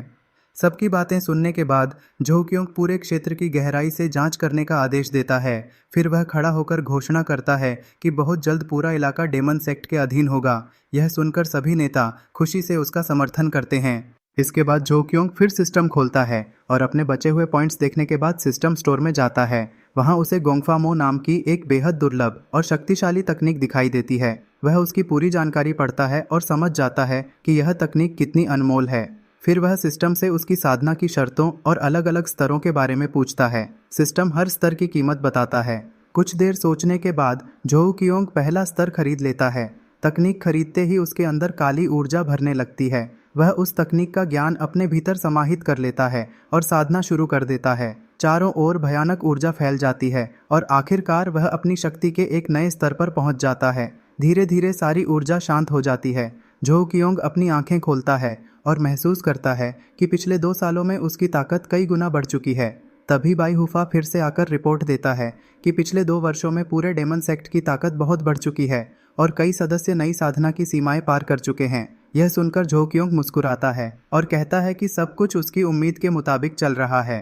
अब समय आ गया है कि वे अपना विस्तार और तेज करें। इसके बाद झोउ क्योंग बाई हुफा को आदेश देता है कि तियानहाई शहर में आखिरी चेतावनी भेज दी जाए। अगर 3 दिनों के भीतर तियानहाई शहर डेमन सेक्ट के सामने आत्मसमर्पण नहीं करता तो उसका पूरी तरह विनाश कर दिया जाएगा। उधर तियानहाई शहर के मुख्य द्वार पर 2 पहरेदार बेफिक्र होकर आपस में बातें कर रहे होते हैं। वे पुराने दिनों और शहर की शांति को याद कर रहे होते हैं। शहर में लोग सामान्य रूप से आ जा रहे होते हैं और माहौल बिल्कुल शांत दिखाई देता है। लेकिन तभी अचानक हवा में एक गहरे लाल रंग का रहस्यमयी लिफाफा उनके सामने आकर तैरने लगता है। दोनों पहरेदार हैरान रह जाते हैं और उनमें से एक डरते डरते उस लिफाफे को उठाने के लिए हाथ बढ़ाता है। शहर की ऊंची दीवार पर खड़ा एक जनरल लाल रंग का छोटा संदेश ध्यान से पढ़ रहा होता है। तभी दृश्य नीचे व्यस्त बाजार में पहुंचता है, जहां कई नगरवासी, जिनमें एक लंबी दाढ़ी वाला आदमी भी शामिल होता है, पत्थर की दीवार में धंसी हुई तलवार को देखकर हैरानी से चर्चा कर रहे होते हैं। लोगों की भीड़ लगातार उस घटना पर बातें करती रहती है। एक बुजुर्ग महिला भी वहां मौजूद होती है। तभी कोई दूर सड़क की ओर इशारा करता है। उसी समय एक सैनिक तेजी से शहर के महल की तरफ दौड़ता हुआ दिखाई देता है। उसके हाथ में वही लाल संदेश होता है। महल के अंदर लंबे खंभों वाले गलियारे में एक अधिकारी किताब पढ़ रहा होता है। दौड़ता हुआ सैनिक उसके सामने घुटनों के बल बैठकर लाल संदेश उसे सौंप देता है। संदेश पढ़ते ही अधिकारी गुस्से से भर जाता है और कहता है कि यह बहुत बड़ी गुस्ताखी है। इसके बाद दृश्य होंगा परिवार के भव्य महल में पहुंचता है, जहां परिवार का मुखिया होंगा ताके ड्याओ अपने हिसाब किताब की किताब देख रहा होता है। वह चाय की चुस्की लेते हुए सोच रहा होता है कि अपने परिवार का व्यापार और कैसे बढ़ाया जाए। तभी अधिकारी वहां पहुंचकर लाल संदेश उसे देता है। होंग ड्याओ जैसे ही पत्र पढ़ता है और देखता है कि उसमें उसके पूरे परिवार से आत्मसमर्पण की मांग की गई है, उसका गुस्सा 7वें आसमान पर पहुंच जाता है। गुस्से में वह जोर से मेज पर हाथ मारता है, जिससे मेज टूट जाती है और चाय के प्याले बिखर जाते हैं। वह तुरंत आदेश देता है कि परिवार के सभी बड़े बुजुर्गों की सभा बुलाई जाए। कुछ ही देर में सभी वरिष्ठ सदस्य सभा कक्ष में इकट्ठा हो जाते हैं और सोचने लगते हैं कि आखिर इतनी जरूरी बैठक क्यों बुलाई गई है। होंग ड्याओ लाल संदेश सबके सामने रखता है। संदेश पढ़ते ही एक बुजुर्ग नेता गुस्से से मेज पर हाथ मारता है और कहता है कि दुश्मन पूरी तरह पागल हो चुका है। बाकी सभी बुजुर्ग भी दुश्मन का मजाक उड़ाते हैं। उनका कहना होता है कि चाहे सामने वाला किसी को भी साथ ले आए, वह उनके पूर्वजों की ताकत का मुकाबला कभी नहीं कर सकता। पूरा सभा कक्ष गुस्से से भर उठता है और सभी इस अपमान का बदला लेने की कसम खाते हैं। उधर शाम के समय शहर के चौक में कुछ लोग चाय पीते हुए धीमी आवाज में चर्चा कर रहे होते हैं। सभी के बीच यह खबर फैल चुकी होती है कि डेमन सेक्ट ने आधिकारिक रूप से शहर के खिलाफ युद्ध का ऐलान कर दिया है। तभी एक बुजुर्ग महिला भी बातचीत में शामिल होकर बताती है कि अफवाह है, अगर होंग परिवार ने आत्मसमर्पण नहीं किया तो पूरा शहर खत्म कर दिया जाएगा या फिर ऊंचे पदों पर बैठे लोगों को आत्महत्या करने के लिए मजबूर किया जाएगा। कुछ लोग इन अफवाहों पर यकीन करते हैं, जबकि कुछ को शक होता है। तभी कोई कहता है कि डेमन सेक्ट का मुखिया खुद शहर पर कब्जा करने आने वाला है, लेकिन एक बुजुर्ग आदमी सभी को समझाता है कि होंग परिवार हजारों सालों से इस शहर पर राज कर रहा है, इसलिए कोई नया संप्रदाय उनका कुछ नहीं बिगाड़ सकता। यह सुनकर बाकी लोग भी सहमत हो जाते हैं। दूसरी तरफ एक वीरान पहाड़ी इलाके में आसमान में तैरते हुए काले महल के नीचे डेमन सेक्ट की विशाल सेना पूरी तैयारी के साथ खड़ी होती है। सफेद वस्त्र पहने उनका नेता सैनिकों से पूछता है कि क्या उन्हें ऊपरी लोक की पहली लड़ाई जीतने का भरोसा है। पूरी सेना एक साथ जोरदार आवाज में हाँ कहती है। इसके बाद सेना को आगे बढ़ने का आदेश दिया जाता है। विशाल काला रथ, जिसे बड़े बड़े दैत्याकार जीव खींच रहे होते हैं, सबसे आगे बढ़ता है और उसके पीछे पूरी सेना शहर की ओर कूच कर देती है। कुछ ही देर में पूरी सेना शहर के बाहर पहुंच जाती है। डेमन सेक्ट का नेता कहता है कि 3 दिन की मोहलत खत्म हो चुकी है और अब साफ है कि होंग परिवार ने युद्ध का रास्ता चुना है। तभी होंग परिवार का एक बुजुर्ग आगे बढ़कर डेमन सेक्ट का मजाक उड़ाता है और उनके असली नेता को सामने आने की चुनौती देता है। जवाब में डेमन सेक्ट का एक योद्धा आगे आता है और दोनों पक्षों के बीच भयंकर युद्ध शुरू हो जाता है। ऊर्जा के शक्तिशाली हमले चारों ओर फैलने लगते हैं। होंग परिवार का बुजुर्ग पूरी ताकत से लड़ता है, लेकिन धीरे धीरे उसे दुश्मन की ताकत का एहसास होने लगता है। तभी वह पहचान लेता है कि सामने वाला कभी एक सम्मानित गुरु था, जो अब डेमन सेक्ट में शामिल होकर बुराई का साथ दे रहा है। दोनों के बीच तेज रफ्तार और विनाशकारी युद्ध शुरू हो जाता है, जिससे जमीन तक टूटने लगती है। इसी दौरान अचानक युद्ध भूमि पर होंग परिवार के सबसे शक्तिशाली पूर्वज होंगतू का आगमन होता है। उनका रिश्तेदार होंग ब्याओ उनका धन्यवाद करता है। होंगतू सीधे हवा में तैर रहे डेमन सेक्ट के रथ की तरफ देखकर उनके असली नेता को ललकारते हैं। रथ के अंदर से आवाज आती है कि उसे मरने वालों के नाम याद रखने की आदत नहीं है। वह कहता है कि अगर होंगतू उसका सिर्फ एक बार सह लें तो पूरे शहर को छोड़ दिया जाएगा, लेकिन अगर ऐसा नहीं कर पाए तो पूरा शहर मिटा दिया जाएगा। यह सुनकर शहर के लोग और सैनिक हैरान रह जाते हैं। उन्हें यकीन ही नहीं होता कि कोई इतना घमंडी भी हो सकता है। लेकिन होंगतू हंसते हुए जवाब देते हैं कि अगर सामने वाला उनके एक मुक्के से बच गया तो वही उस पर दया करेंगे। इसके बाद होंगतू अपनी सारी सुनहरी ऊर्जा एक जगह इकट्ठा करते हैं और अपनी सबसे शक्तिशाली तकनीक अजेय मुक्का का प्रयोग करते हुए आसमान में छलांग लगा देते हैं। उनका विशाल ऊर्जा प्रहार सीधे डेमन सेक्ट के रथ की ओर बढ़ता है। जैसे ही दोनों शक्तियां टकराती हैं, पूरी युद्ध भूमि तेज रोशनी, धूल और धुएं से भर जाती है। दोनों सेनाएं सांस रोककर नतीजे का इंतजार करने लगती हैं। धुआं छोड़ते ही होंगतू खड़े तो दिखाई देते हैं, लेकिन अगले ही पल उनके मुंह से खून निकलने लगता है। वह डेमन सेक्ट के नेता की ताकत की तारीफ करते हुए जमीन पर गिर पड़ते हैं और उनकी मौत हो जाती है। अपने सबसे शक्तिशाली पूर्वज की मौत देखकर होंग परिवार और पूरे शहर में चीख पुकार मच जाती है। उसी समय डेमन सेक्ट का नेता अंतिम आदेश देता है, पूरे शहर का नरसंहार कर दो। आदेश मिलते ही पूरी डेमन सेना गरजते हुए शहर पर टूट पड़ती है। दूसरी तरफ होंग परिवार के बचे हुए योद्धा इकट्ठा होते हैं। उनका नेता भावुक होकर याद दिलाता है कि उनका परिवार पिछले 8000 वर्षों से इस शहर की रक्षा करता आया है। फिर वह पूछता है कि अब क्या करना चाहिए। सभी योद्धा एक साथ चिल्लाते हैं कि वे आखिरी सांस तक लड़ेंगे। इसके बाद शहर की गलियों में भयानक युद्ध शुरू हो जाता है। होंग परिवार पूरी बहादुरी से लड़ता है, लेकिन डेमन सेक्ट की विशाल सेना के सामने टिक नहीं पाता। धीरे धीरे शहर की सारी रक्षा पंक्तियां टूट जाती हैं और महल तक पर डेमन सेक्ट का कब्जा हो जाता है। युद्ध खत्म होने के बाद एक सेनापति डेमन सेक्ट के नेता के सामने घुटनों के बल बैठकर रिपोर्ट देता है कि पूरा शहर खत्म कर दिया गया है और एक भी इंसान जिंदा नहीं बचा। नेता शांत स्वर में सेना को वापस मुख्यालय लौटने का आदेश देता है। साथ ही वह आसपास के दूसरे शहरों के सभी बड़े नेताओं को बैठक के लिए बुलाने का निमंत्रण भेजने का भी आदेश देता है। दूसरी तरफ एक और शहर में जब इस नरसंहार की खबर पहुंचती है तो वहां के शासक घबरा जाते हैं। उन्हें डर सताने लगता है कि अगला निशाना उनका शहर हो सकता है। वे राहत की सांस लेते हैं कि पहले मिली सलाह मानकर उन्होंने नष्ट हुए शहर के पास अपना ठिकाना नहीं बनाया था। इसके बाद सभी डेमन सेक्ट के मुखिया की ताकत की चर्चा करने लगते हैं। उन्हें यकीन नहीं होता कि उसने होंग परिवार जैसे महान पूर्वज को सिर्फ एक ही वार में मार दिया। उधर डेमन सेक्ट के मुख्यालय में सेनापति युद्ध की सफलता की रिपोर्ट देते हैं। वे बताते हैं कि इस युद्ध के दौरान उनके कई सैनिकों ने साधना के नए स्तर हासिल कर लिए हैं। इसके बाद पड़ोसी हुआंगशान और लिशुई क्षेत्रों की कमजोरियों पर चर्चा होती है। बताया जाता है कि वहां कोई शक्तिशाली रक्षक मौजूद नहीं है। यह सुनकर डेमन सेक्ट का मुखिया अपने सेनापतियों को 1 साल के भीतर दोनों क्षेत्रों पर पूरी तरह कब्जा करने का आदेश देता है। दूसरी तरफ हुआंगशान शहर की सभा में सभी नेता घबराकर इस बात पर बहस कर रहे होते हैं कि अब क्या किया जाए। तभी एक बुजुर्ग दुखद खबर देता है कि डेमन सेक्ट की सेना पहले ही उनकी तरफ बढ़ चुकी है। यह सुनते ही कुछ लोग अपनी जान बचाने के लिए आत्मसमर्पण करने की सलाह देने लगते हैं, लेकिन एक विशालकाय कबीले का योद्धा इस बात का कड़ा विरोध करता है। उसका कहना होता है कि उसका कबीला झुकने से बेहतर मरना पसंद करेगा। इतना कहकर वह गुस्से में सभा छोड़ देता है। कुछ ही देर बाद वही योद्धा अकेला युद्ध भूमि में डेमन सेक्ट की सेना से भिड़ जाता है। वह पूरी ताकत से लड़ते हुए पूछता है कि आखिर निर्दोष लोगों का कत्ल क्यों किया जा रहा है और उनके घरों पर कब्जा क्यों किया जा रहा है। तभी अचानक उसके अपने ही शहर के गद्दार नेता पीछे से उस पर हमला कर देते हैं। वे कहते हैं कि शहर को बचाने का यही एक रास्ता है और उसे सबकी भलाई के लिए अपनी जान दे देनी चाहिए। अपने ही लोगों के विश्वासघात से वह वीर योद्धा हार जाता है। इसके बाद वही कायर नेता औपचारिक रूप से डेमन सेक्ट के सामने आत्मसमर्पण कर देते हैं और उनकी कृपा पाने की कोशिश करते हैं। वे खुद को बधाई भी देते हैं कि उन्होंने लड़ने के बजाय झुककर अपने लोगों की जान बचा ली।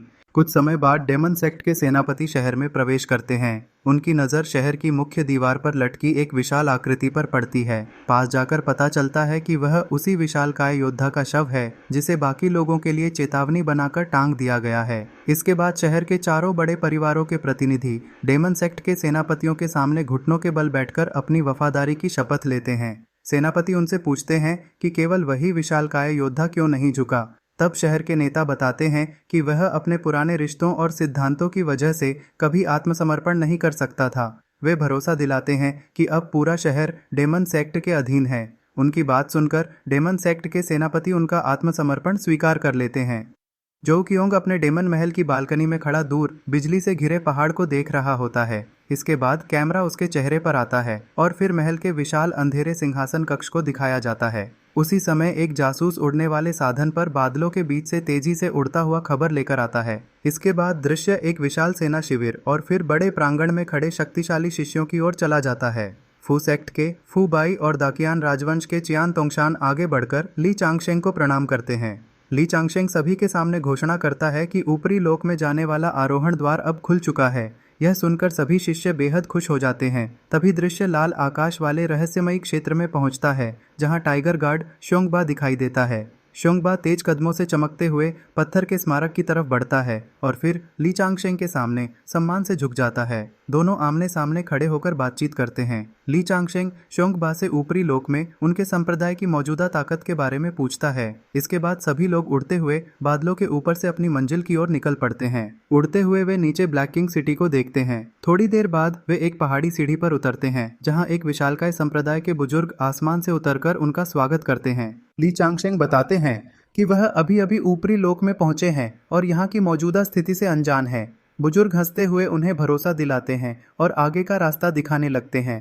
रास्ते में सभी लोग लाल और बैंगनी फूलों से भरे सुंदर मार्ग से गुजरते हैं। ली चांगशेंग महसूस करता है कि इन फूलों में कोई छिपा हुआ खतरा है। तभी पता चलता है कि इन फूलों के अंदर छोटे छोटे फूलों के आत्मिक जीव रहते हैं। बुजुर्ग बताते हैं कि इन विशेष फूल आत्माओं को स्वयं सेक्ट मास्टर ने पाला है। इसके बाद सभी लोग एक विशाल प्राचीन पेड़ की ओर बढ़ते हैं। वहां उनकी मुलाकात मुल्लाओ से होती है, जो उस विशाल पेड़ के संरक्षक हैं। मुल्लाओ सम्मान के रूप में ली चांगशेंग को एक पवित्र आड़ू भेंट करते हैं। ली चांगशेंग वह फल स्वीकार करते हैं और समझ जाते हैं कि यह बेहद दुर्लभ साधना फल है, जो उनकी शक्ति बढ़ाने में मदद करेगा। दूसरी तरफ दृश्य फिर झोक्योंग के महल में पहुंचता है। उसका एक अधीनस्थ उसे रिपोर्ट देता है कि एक विशाल प्रकाश स्तंभ प्रकट हुआ है और हाफ सेज का प्राचीन अवशेष खुल चुका है। इतने में झोक्योंग के सामने सिस्टम प्रकट होता है और उसे मिशन देता है कि वह उस हाफ सेज अवशेष का सबसे बड़ा लाभ उठाने वाला व्यक्ति बने। झोक्योंग तुरंत मिशन स्वीकार कर लेता है। इसके बाद दृश्य मिस वांग और उनके युवा साथी की ओर जाता है, जहां दोनों हाफसेज अवशेष के अचानक प्रकट होने पर चर्चा कर रहे होते हैं। युवा साथी मजाक करता है, जिस पर मिस वांग उसे डांटती है। फिर वह हुलाओ से आसपास मौजूद सभी बड़े गुटों का परिचय मांगती है। हुलाओ उन्हें शक्तिशाली यांग परिवार और आसपास डेरा डाले हुए डेमोनिक साधकों के बारे में बताते हैं। इसी दौरान वे लोग सोचते हैं कि क्या मशहूर डेमन लॉर्ड भी यहाँ आएगा। तभी अचानक बादलों को चीरती हुई एक विशाल काली उड़ने वाली रथ वहां पहुंचती है। डेमन लॉर्ड की शानदार एंट्री देखकर युवा शिष्य दंग रह जाता है। वह कहता है कि इतनी शान तो यहाँ के राजा भी नहीं दिखाते। तभी श्योंग तियानहाई आगे बढ़कर झोक्योंग से पूछता है कि वह इस पर्वत पर किस इरादे से आया है। झोक्योंग शांत स्वर में जवाब देता है कि या तो सब लोग यहाँ से चले जाएं या फिर मरने के लिए तैयार रहें। यह सुनकर श्योंग तियानहाई गुस्से से भर जाता है। अपनी प्रतिष्ठा बचाने के लिए वह हथियार निकालकर हमला करने की तैयारी करता है, लेकिन जैसे ही वह आगे बढ़ता है, झोक्योंग केवल अपनी तलवार की इच्छा शक्ति छोड़ता है और उसी एक आभा से श्योंग तियानहाई बुरी तरह दब जाता है। सिर्फ तलवार की आभा से ही श्योंग तियानहाई गंभीर रूप से घायल हो जाता है। यह देखकर गार्ड आधा मिस वांग और युवा शिष्य को चेतावनी देता है कि वे डेमन लॉर्ड को बिल्कुल भी नाराज न करें। युवा शिष्य नाराज होता है, लेकिन आधा दोबारा समझाता है कि अगर लड़ाई हुई तो वह भी उन्हें बचा नहीं पाएगा। दूसरी तरफ झोक्योंग अकेला खड़ा अपनी डिवाइन डेमन ब्लेड पर विचार करता है और अंदाजा लगाता है कि अब वह ऊंचे स्तर के साधकों को भी आसानी से हरा सकता है। झोक्योंग की ताकत देखकर युवा शिष्य का व्यवहार पूरी तरह बदल जाता है। वह दौड़कर उसके पास जाता है और खुशामद करते हुए अपना परिचय देने लगता है। मिस वांग हैरान होकर यह सब देखती रहती हैं, लेकिन झोक्योंग उन दोनों को पूरी तरह नज़रअंदाज करके सीधे पोर्टल के अंदर चला जाता है। इसके बाद मिस वांग युवा शिष्य को डांटते हुए कहती हैं कि अगर उसके पिता को पता चला कि वह डेमन सेक्ट से दोस्ती कर रहा है तो बहुत बड़ी मुसीबत खड़ी हो जाएगी। पोर्टल के अंदर प्रवेश करते ही झोक्योंग बाकी सभी लोगों से अलग हो जाता है, क्योंकि वहां हर व्यक्ति अलग अलग जगह भेजा जाता है। वह अकेले उस रहस्यमयी दुनिया में चलते हुए सोचता है कि इस हाफसेज अवशेष के अंदर कितने अनमोल खजाने और विरासतें छिपी होंगी। उधर युवा शिष्य वहां के भारी माहौल की शिकायत करता है, जबकि मिस वांग आगे का रास्ता दिखाती रहती है। दूसरी तरफ कुछ शिष्य दुर्लभ जड़ी बूटियां इकट्ठा करते हैं और खुश होते हैं कि इससे उनके गुरु नई साधना अवस्था प्राप्त कर सकेंगे, लेकिन उनके गुरु उन्हें समझाते हैं कि इन जड़ी बूटियों से ही संतुष्ट रहना चाहिए, क्योंकि असली और सबसे शक्तिशाली खजाने उनके बस की बात नहीं है। इसके बाद कैमरा पूरे अवशेष के विशाल क्षेत्र को दिखाता है, जहां प्राचीन चट्टानों के बीच काली ऊर्जा घूम रही होती है। अचानक जमीन जोर जोर से कांपने लगती है। कई साधक दौड़ पड़ते हैं, क्योंकि उन्हें समझ आ जाता है कि मुख्य विरासत कक्ष खुलने वाला है। अलग अलग गुट उस मुख्य क्षेत्र की ओर बढ़ते हैं, लेकिन उन्हें पता चलता है कि डेमन सेक्ट पहले ही वहां मजबूत पकड़ बना चुका है। उसी समय झोक्योंग थका हुआ दिखाई देता है। वह कई दिनों तक भ्रम वाले जाल में फंसा रहा था और बेहद परेशान नजर आता है। झोक्योंग मन ही मन सोचता है कि वह लगातार 3 दिन तक उसी भ्रम में घूमता रहा और बदले में उसे केवल कुछ साधारण पौधे ही मिले। तभी एक शिष्य झोक्योंग को देखकर जोर से डेमन लॉर्ड का स्वागत करता है, जिससे सभी लोगों का ध्यान उसकी तरफ चला जाता है। शिष्य पूछता है कि उसे आने में इतनी देर क्यों लगी। जो क्योंग मन ही मन घबरा जाता है और सोचता है कि किसी भी कीमत पर वह यह सच नहीं बताएगा कि वह 3 दिन तक रास्ता भटक गया था। अचानक आसपास मौजूद कई साधकों की आंखें लाल हो जाती हैं और कोई रहस्यमयी काली शक्ति उनके दिमाग पर कब्जा करने लगती है। कुछ ही पल बाद डेमन बुल किंग पूरी तरह उस शक्ति के वश में आ जाता है और पागलों की तरह अपने ही साथियों पर हमला शुरू कर देता है। पूरी घाटी में काली परछाइयां फैल जाती हैं। वे एक एक करके कई साधकों पर कब्जा कर लेती हैं और सभी लोग एक दूसरे से लड़ने लगते हैं। एक और शक्तिशाली नेता भी उन काली आत्माओं के नियंत्रण में आ जाता है। बाकी बचे साधक पूरी ताकत से उनका सामना करने की कोशिश करते हैं, लेकिन काली परछाइयां और भी शक्तिशाली होती जाती हैं। वे आसानी से सभी सुरक्षा कवच तोड़कर और लोगों पर कब्जा करने लगती हैं। युवा शिष्य डरकर मिस वांग से पूछता है कि ये आखिर कौन है। मिस वांग बताती हैं कि ये प्राचीन दुष्ट आत्माएं हैं और उन्हें समझ आ जाता है कि पूरा अवशेष असल में एक जाल था।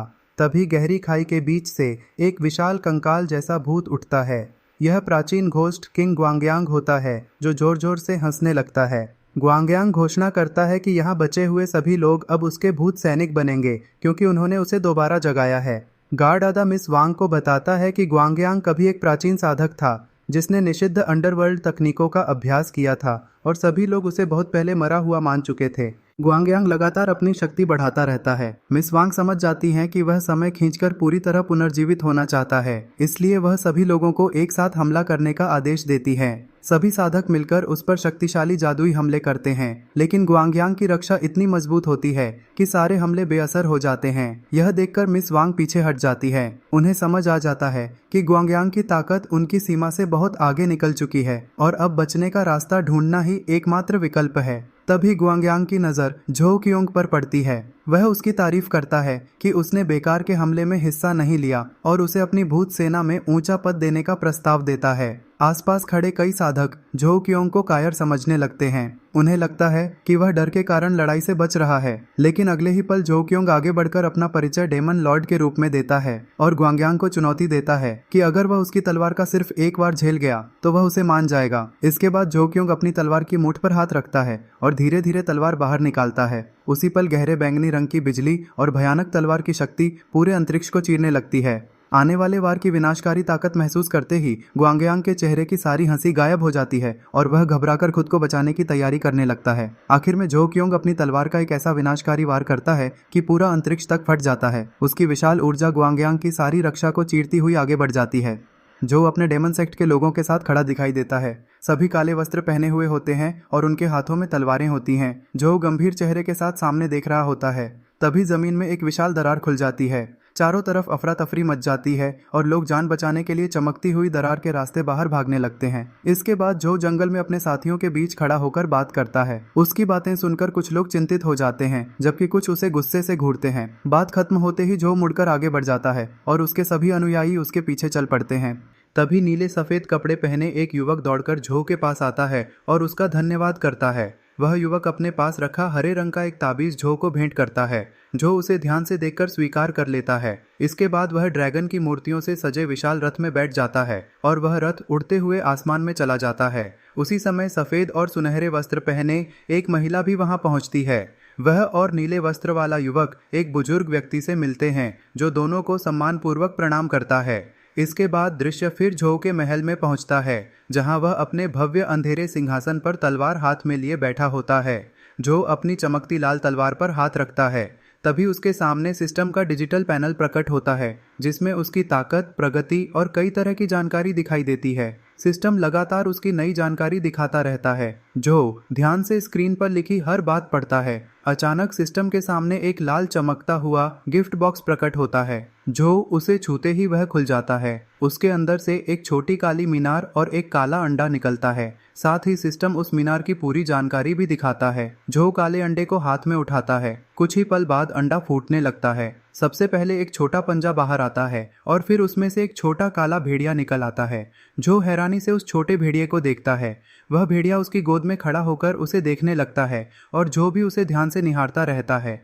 तभी सिस्टम फिर से प्रकट होता है। जो उससे उस नए जीव के बारे में सवाल पूछता है और सिस्टम उसकी पूरी जानकारी देता है। जो लगातार सिस्टम से बात करता रहता है। इस बीच छोटा भेड़िया हल्की आवाज निकालता है और अपनी चमकती आंखों से झो की तरफ देखने लगता है।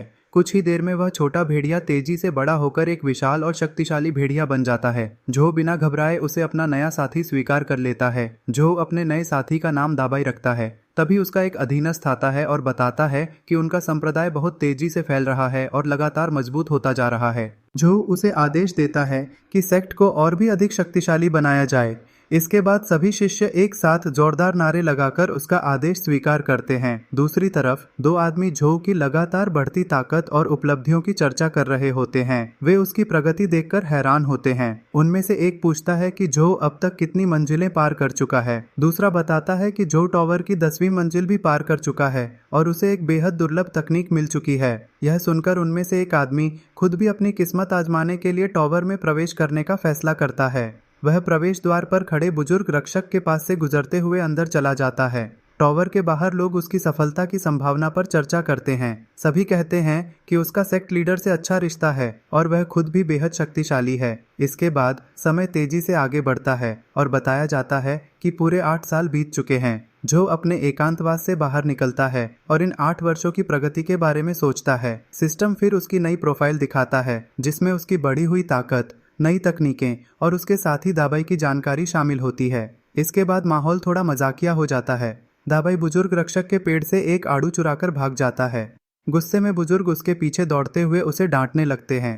दूसरी तरफ शहर के कुछ लोग इकट्ठा होकर चर्चा कर रहे होते हैं कि डेमन सेक्ट लगातार नए शिष्य भर्ती कर रहा है और शायद जल्द ही कोई बड़ा युद्ध होने वाला है। बातचीत के दौरान एक व्यक्ति सुझाव देता है कि उन्हें सुरक्षित जगह पर चले जाना चाहिए ताकि आने वाली लड़ाई से बच सकें। धीरे धीरे पूरे शहर में डर फैल जाता है।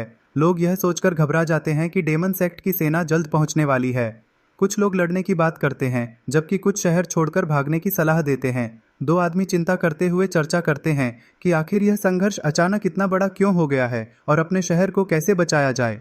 दूसरी तरफ एक सभा में बैठा नेता अपने अधीनस्थ सुजिंग को आदेश देता है कि वह डेमन सेक्ट की हर गतिविधि पर नजर रखे और जरूरत पड़ने पर दूसरी योजना भी तैयार रखे। नेता आगे कहता है कि डेमन सेक्ट के आने से पहले उन्हें एक बेहद महत्वपूर्ण वस्तु अपने कब्जे में लेनी होगी क्योंकि पूरे क्षेत्र का भविष्य उसी पर निर्भर करेगा। इसी दौरान 2 सैनिक डेमन सेक्ट के मुख्य प्रबंधक की चर्चा करते हैं। वे बताते हैं कि उसके डर से कई शहर बिना लड़े ही आत्मसमर्पण कर चुके हैं। थोड़ी देर बाद एक शहर का अधिकारी डेमन सेक्ट के मुख्य प्रबंधक के सामने आकर अपने शहर की तरफ से आत्मसमर्पण कर देता है और अपनी वफादारी की पेशकश करता है।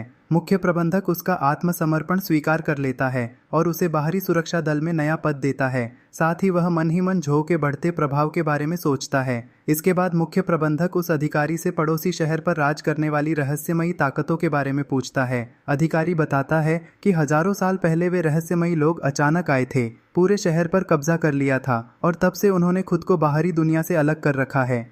वह यह भी बताता है कि देखने में वे इंसानों जैसे हैं लेकिन उनके पास असाधारण शक्तियां हैं, इसलिए उनसे सावधान रहना चाहिए। यह जानकारी सुनने के बाद मुख्य प्रबंधक आदेश देता है कि पूरी रिपोर्ट तुरंत जोऊ तक पहुंचा दी जाए और साथ ही अतिरिक्त बाहरी सेनाओं को भी बुलाने की तैयारी शुरू कर दी जाए।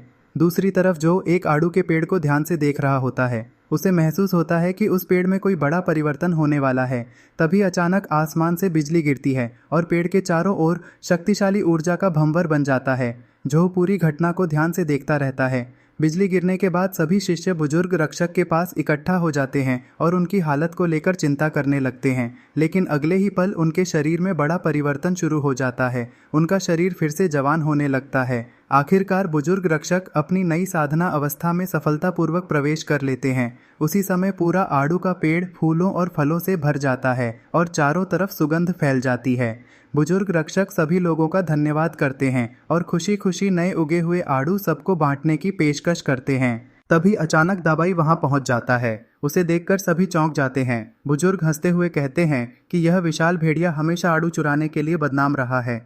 दाबाई अपने तेज दांत दिखाता है लेकिन जैसे ही झो वहां पहुंचता है वह तुरंत शांत होकर सम्मान से सिर झुका देता है। झो बुजुर्ग रक्षक को उनकी सफलता की बधाई देता है और आदेश देता है कि अब वे मुख्य प्रबंधक के साथ मिलकर आने वाले विस्तार अभियान में मदद करें।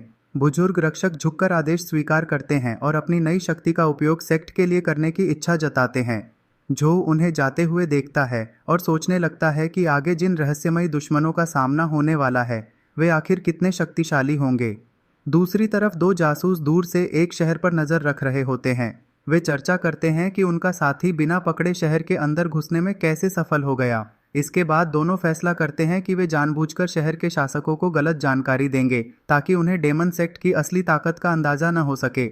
उधर शहर की सभा में एक शक्तिशाली योद्धा गुस्से में तुरंत हमला करने की मांग करता है, लेकिन एक बुजुर्ग उसे शांत करते हुए कहते हैं कि पहले दुश्मन की असली ताकत और उनके नेता का इरादा समझना जरूरी है। वह आगे बताते हैं कि डेमन सेक्ट बहुत तेजी से बढ़ा है और बिना सोचे समझे हमला करना उनके लिए भारी पड़ सकता है। योद्धा जवाब देता है कि उनके पास ज्यादा समय नहीं बचा है क्योंकि उनके अपने वरिष्ठों की दी हुई समय सीमा भी खत्म होने वाली है। बुजुर्ग उसे भरोसा दिलाते हैं कि उन्होंने पहले ही जासूस भेज दिए हैं और जल्द ही डेमन सेक्ट की पूरी जानकारी मिल जाएगी। दूसरी तरफ डेमन सेक्ट का मुख्य प्रबंधक अपनी सेना को तैयार करता है और शहर की रक्षा शक्ति की परीक्षा लेने के लिए आगे बढ़ने का आदेश देता है। शहर का रक्षा प्रमुख दूर से आती सेना को देखकर सोचता है कि क्या उन्हें पहले हमला कर देना चाहिए, लेकिन बुजुर्ग उसे रोक देते हैं और कहते हैं कि पहले बातचीत करके दुश्मन की ताकत को परखा जाएगा। इसके बाद वह खुद आगे बढ़कर मुख्य प्रबंधक का सामना करते हैं। मुख्य प्रबंधक साफ शब्दों में शहर से आत्मसमर्पण की मांग करता है और बदले में डेमन सेक्ट के भीतर ऊंचे पद देने का प्रस्ताव रखता है। सबको हैरान करते हुए शहर का नेता आत्मसमर्पण के लिए तैयार हो जाता है, लेकिन वह 3 शर्तें रख देता है। वह मांग करता है कि उसके सभी बुजुर्गों को ऊंचे पद दिए जाएं, शहर के लोगों के साथ बराबरी का व्यवहार किया जाए और शहर का प्रशासन उसी के हाथ में रहने दिया जाए। मुख्य प्रबंधक तुरंत समझ जाता है कि यह केवल समय बर्बाद करने की चाल है। वह सभी शर्तें ठुकरा देता है। अगले ही पल दोनों पक्ष अपने अपने हथियार निकाल लेते हैं और भयंकर युद्ध शुरू होने वाला होता है। झो शियाओ आधे चेहरे पर सुनहरा मास्क पहने विशाल युद्ध भूमि पर खड़ा दुश्मन की सेना को देख रहा होता है। जब उसे समझ आ जाता है कि सामने वाली सेना सरेंडर नहीं करेगी तो वह अपना हाथ उठाता है और उसी पल काले कपड़े पहने लाखों सैनिक रेतीले मैदान में दुश्मन पर हमला बोल देते हैं। युद्ध शुरू होते ही चारों तरफ भयंकर लड़ाई छिड़ जाती है। काले कवच वाला एक ताकतवर योद्धा अपनी चमकती हुई मुक्के की ताकत से कई दुश्मनों को आसानी से हरा देता है। झो शियाओ यह देखकर समझ जाता है कि दुश्मन अभी तक अपनी असली ताकत नहीं दिखा रहा और उसके पास कोई बड़ा त्रुप का पत्ता छिपा हुआ है। तभी एक सफेद बालों वाला बुजुर्ग सलाहकार झो शियाओ से लड़ाई में उतरने की इजाजत मांगता है। अनुमति मिलते ही सफेद कपड़ों वाला योद्धा उड़कर किले की तरफ बढ़ता है, लेकिन अचानक किले का विशाल दरवाजा बंद हो जाता है और पूरे किले के चारों तरफ सुनहरी ऊर्जा की एक विशाल ढाल बन जाती है। झो शियाओ तुरंत पीछे हटने का आदेश देता है क्योंकि उस ढाल को तोड़ना आसान नहीं होता। इसके बाद दृश्य एक अंधेरे महल में बदल जाता है जहां एक भारी भरकम योद्धा गुस्से में सिंहासन की तरफ बढ़ते हुए पूछता है कि सब लोग चुप क्यों बैठे हैं। उसी समय महान पुजारी दाजीसी सामने आते हैं। योद्धा पूछता है कि उन्हें किसने घायल किया, लेकिन एक जटाधारी सरदार उसे शांत करता है और बताता है कि दाजीसी किसी के हमले से नहीं बल्कि भविष्य देखने की दिव्य साधना के दौरान घायल हुए हैं। दाजीसी बताते हैं कि वह दानव संप्रदाय के नेता झो शियाओ का भविष्य देखने की कोशिश कर रहे थे, लेकिन एक रहस्यमयी शक्ति ने उनकी दृष्टि पूरी तरह रोक दी। जैसे ही उन्होंने उस रहस्य को भेदने की कोशिश की, उन्हें भयंकर आध्यात्मिक झटका लगा और वे गंभीर रूप से घायल हो गए। वह कहते हैं कि अगर समय रहते साधना नहीं रोकते तो उनकी जान चली जाती। सभी अधिकारी हैरान रह जाते हैं। जटाधारी सरदार पूछता है कि आखिर झो शियाओ इतनी बड़ी शक्ति कैसे छिपा सकता है। दाजीसी बताते हैं कि इसके 3 कारण हो सकते हैं। या तो उसके पास असीम छिपी हुई शक्ति है, या कोई महान गुरु उसकी किस्मत की रक्षा कर रहा है, या फिर वह स्वर्ग का चुना हुआ भाग्यशाली व्यक्ति है। उन्हें तीसरी संभावना सबसे ज्यादा सही लगती है। सभी लोग स्वर्ग के चुने हुए व्यक्ति के बारे में सोचने लगते हैं। दाजीसी बताते हैं कि ऐसे लोग बहुत तेजी से मजबूत होते हैं, उनकी किस्मत बेहद शक्तिशाली होती है और उनसे दुश्मनी करना बहुत खतरनाक होता है। वह आगे कहते हैं कि दुनिया में ऐसे कई लोग होते हैं, लेकिन जो आखिर तक जिंदा रहते हैं वही अपनी किस्मत के असली मालिक बनते हैं। फिर वह सभी का हौसला बढ़ाते हुए कहते हैं कि उनका कबीला इतना कमजोर नहीं कि आसानी से हार जाए। सभी अधिकारी एक साथ झुककर उनका सम्मान करते हैं। जटाधारी सरदार अपनी मुट्ठी कसते हुए पूछता है कि उनकी सबसे बड़ी योजना और रहस्यमयी रक्त कुंड आखिर कब पूरा होगा। दाजीसी बताते हैं कि इसी महीने के अंदर वह पूरी तरह तैयार हो जाएगा। यह सुनकर भारी भरकम अधिकारी खुशी जताता है कि वे 3000 साल से इसी दिन का इंतजार कर रहे थे।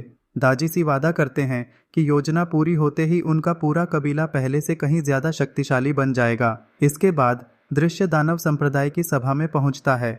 कुछ सेनापति कहते हैं कि सभी बाहरी रक्षकों को बुलाकर किले को पूरी तरह नष्ट कर देना चाहिए, जबकि कुछ लोग सीधे सर्वोच्च नेता से मदद मांगने की बात करते हैं। वरिष्ठ सेनापति सभी को डांटते हुए कहते हैं कि हाल की सफलताओं ने उन्हें घमंडी बना दिया है। वह याद दिलाते हैं कि संप्रदाय की सारी ताकत उनके नेता की वजह से है और उन्हें घमंड नहीं बल्कि अपनी साधना पर ध्यान देना चाहिए। वह चेतावनी देते हैं कि जैसे जैसे संप्रदाय बढ़ेगा उससे भी ज्यादा ताकतवर लोग शामिल होंगे और अगर उन्होंने मेहनत नहीं की तो उनका स्थान छिन जाएगा। सभी योद्धा अपनी गलती मानते हैं। फिर सभी एक साथ कसम खाते हैं कि पहले से ज्यादा मेहनत करेंगे। वरिष्ठ सेनापति कहते हैं कि वह युद्ध की रिपोर्ट नेता को देंगे और बताते हैं कि दुश्मन के किले में कोई बहुत बड़ा रहस्य छिपा हुआ है।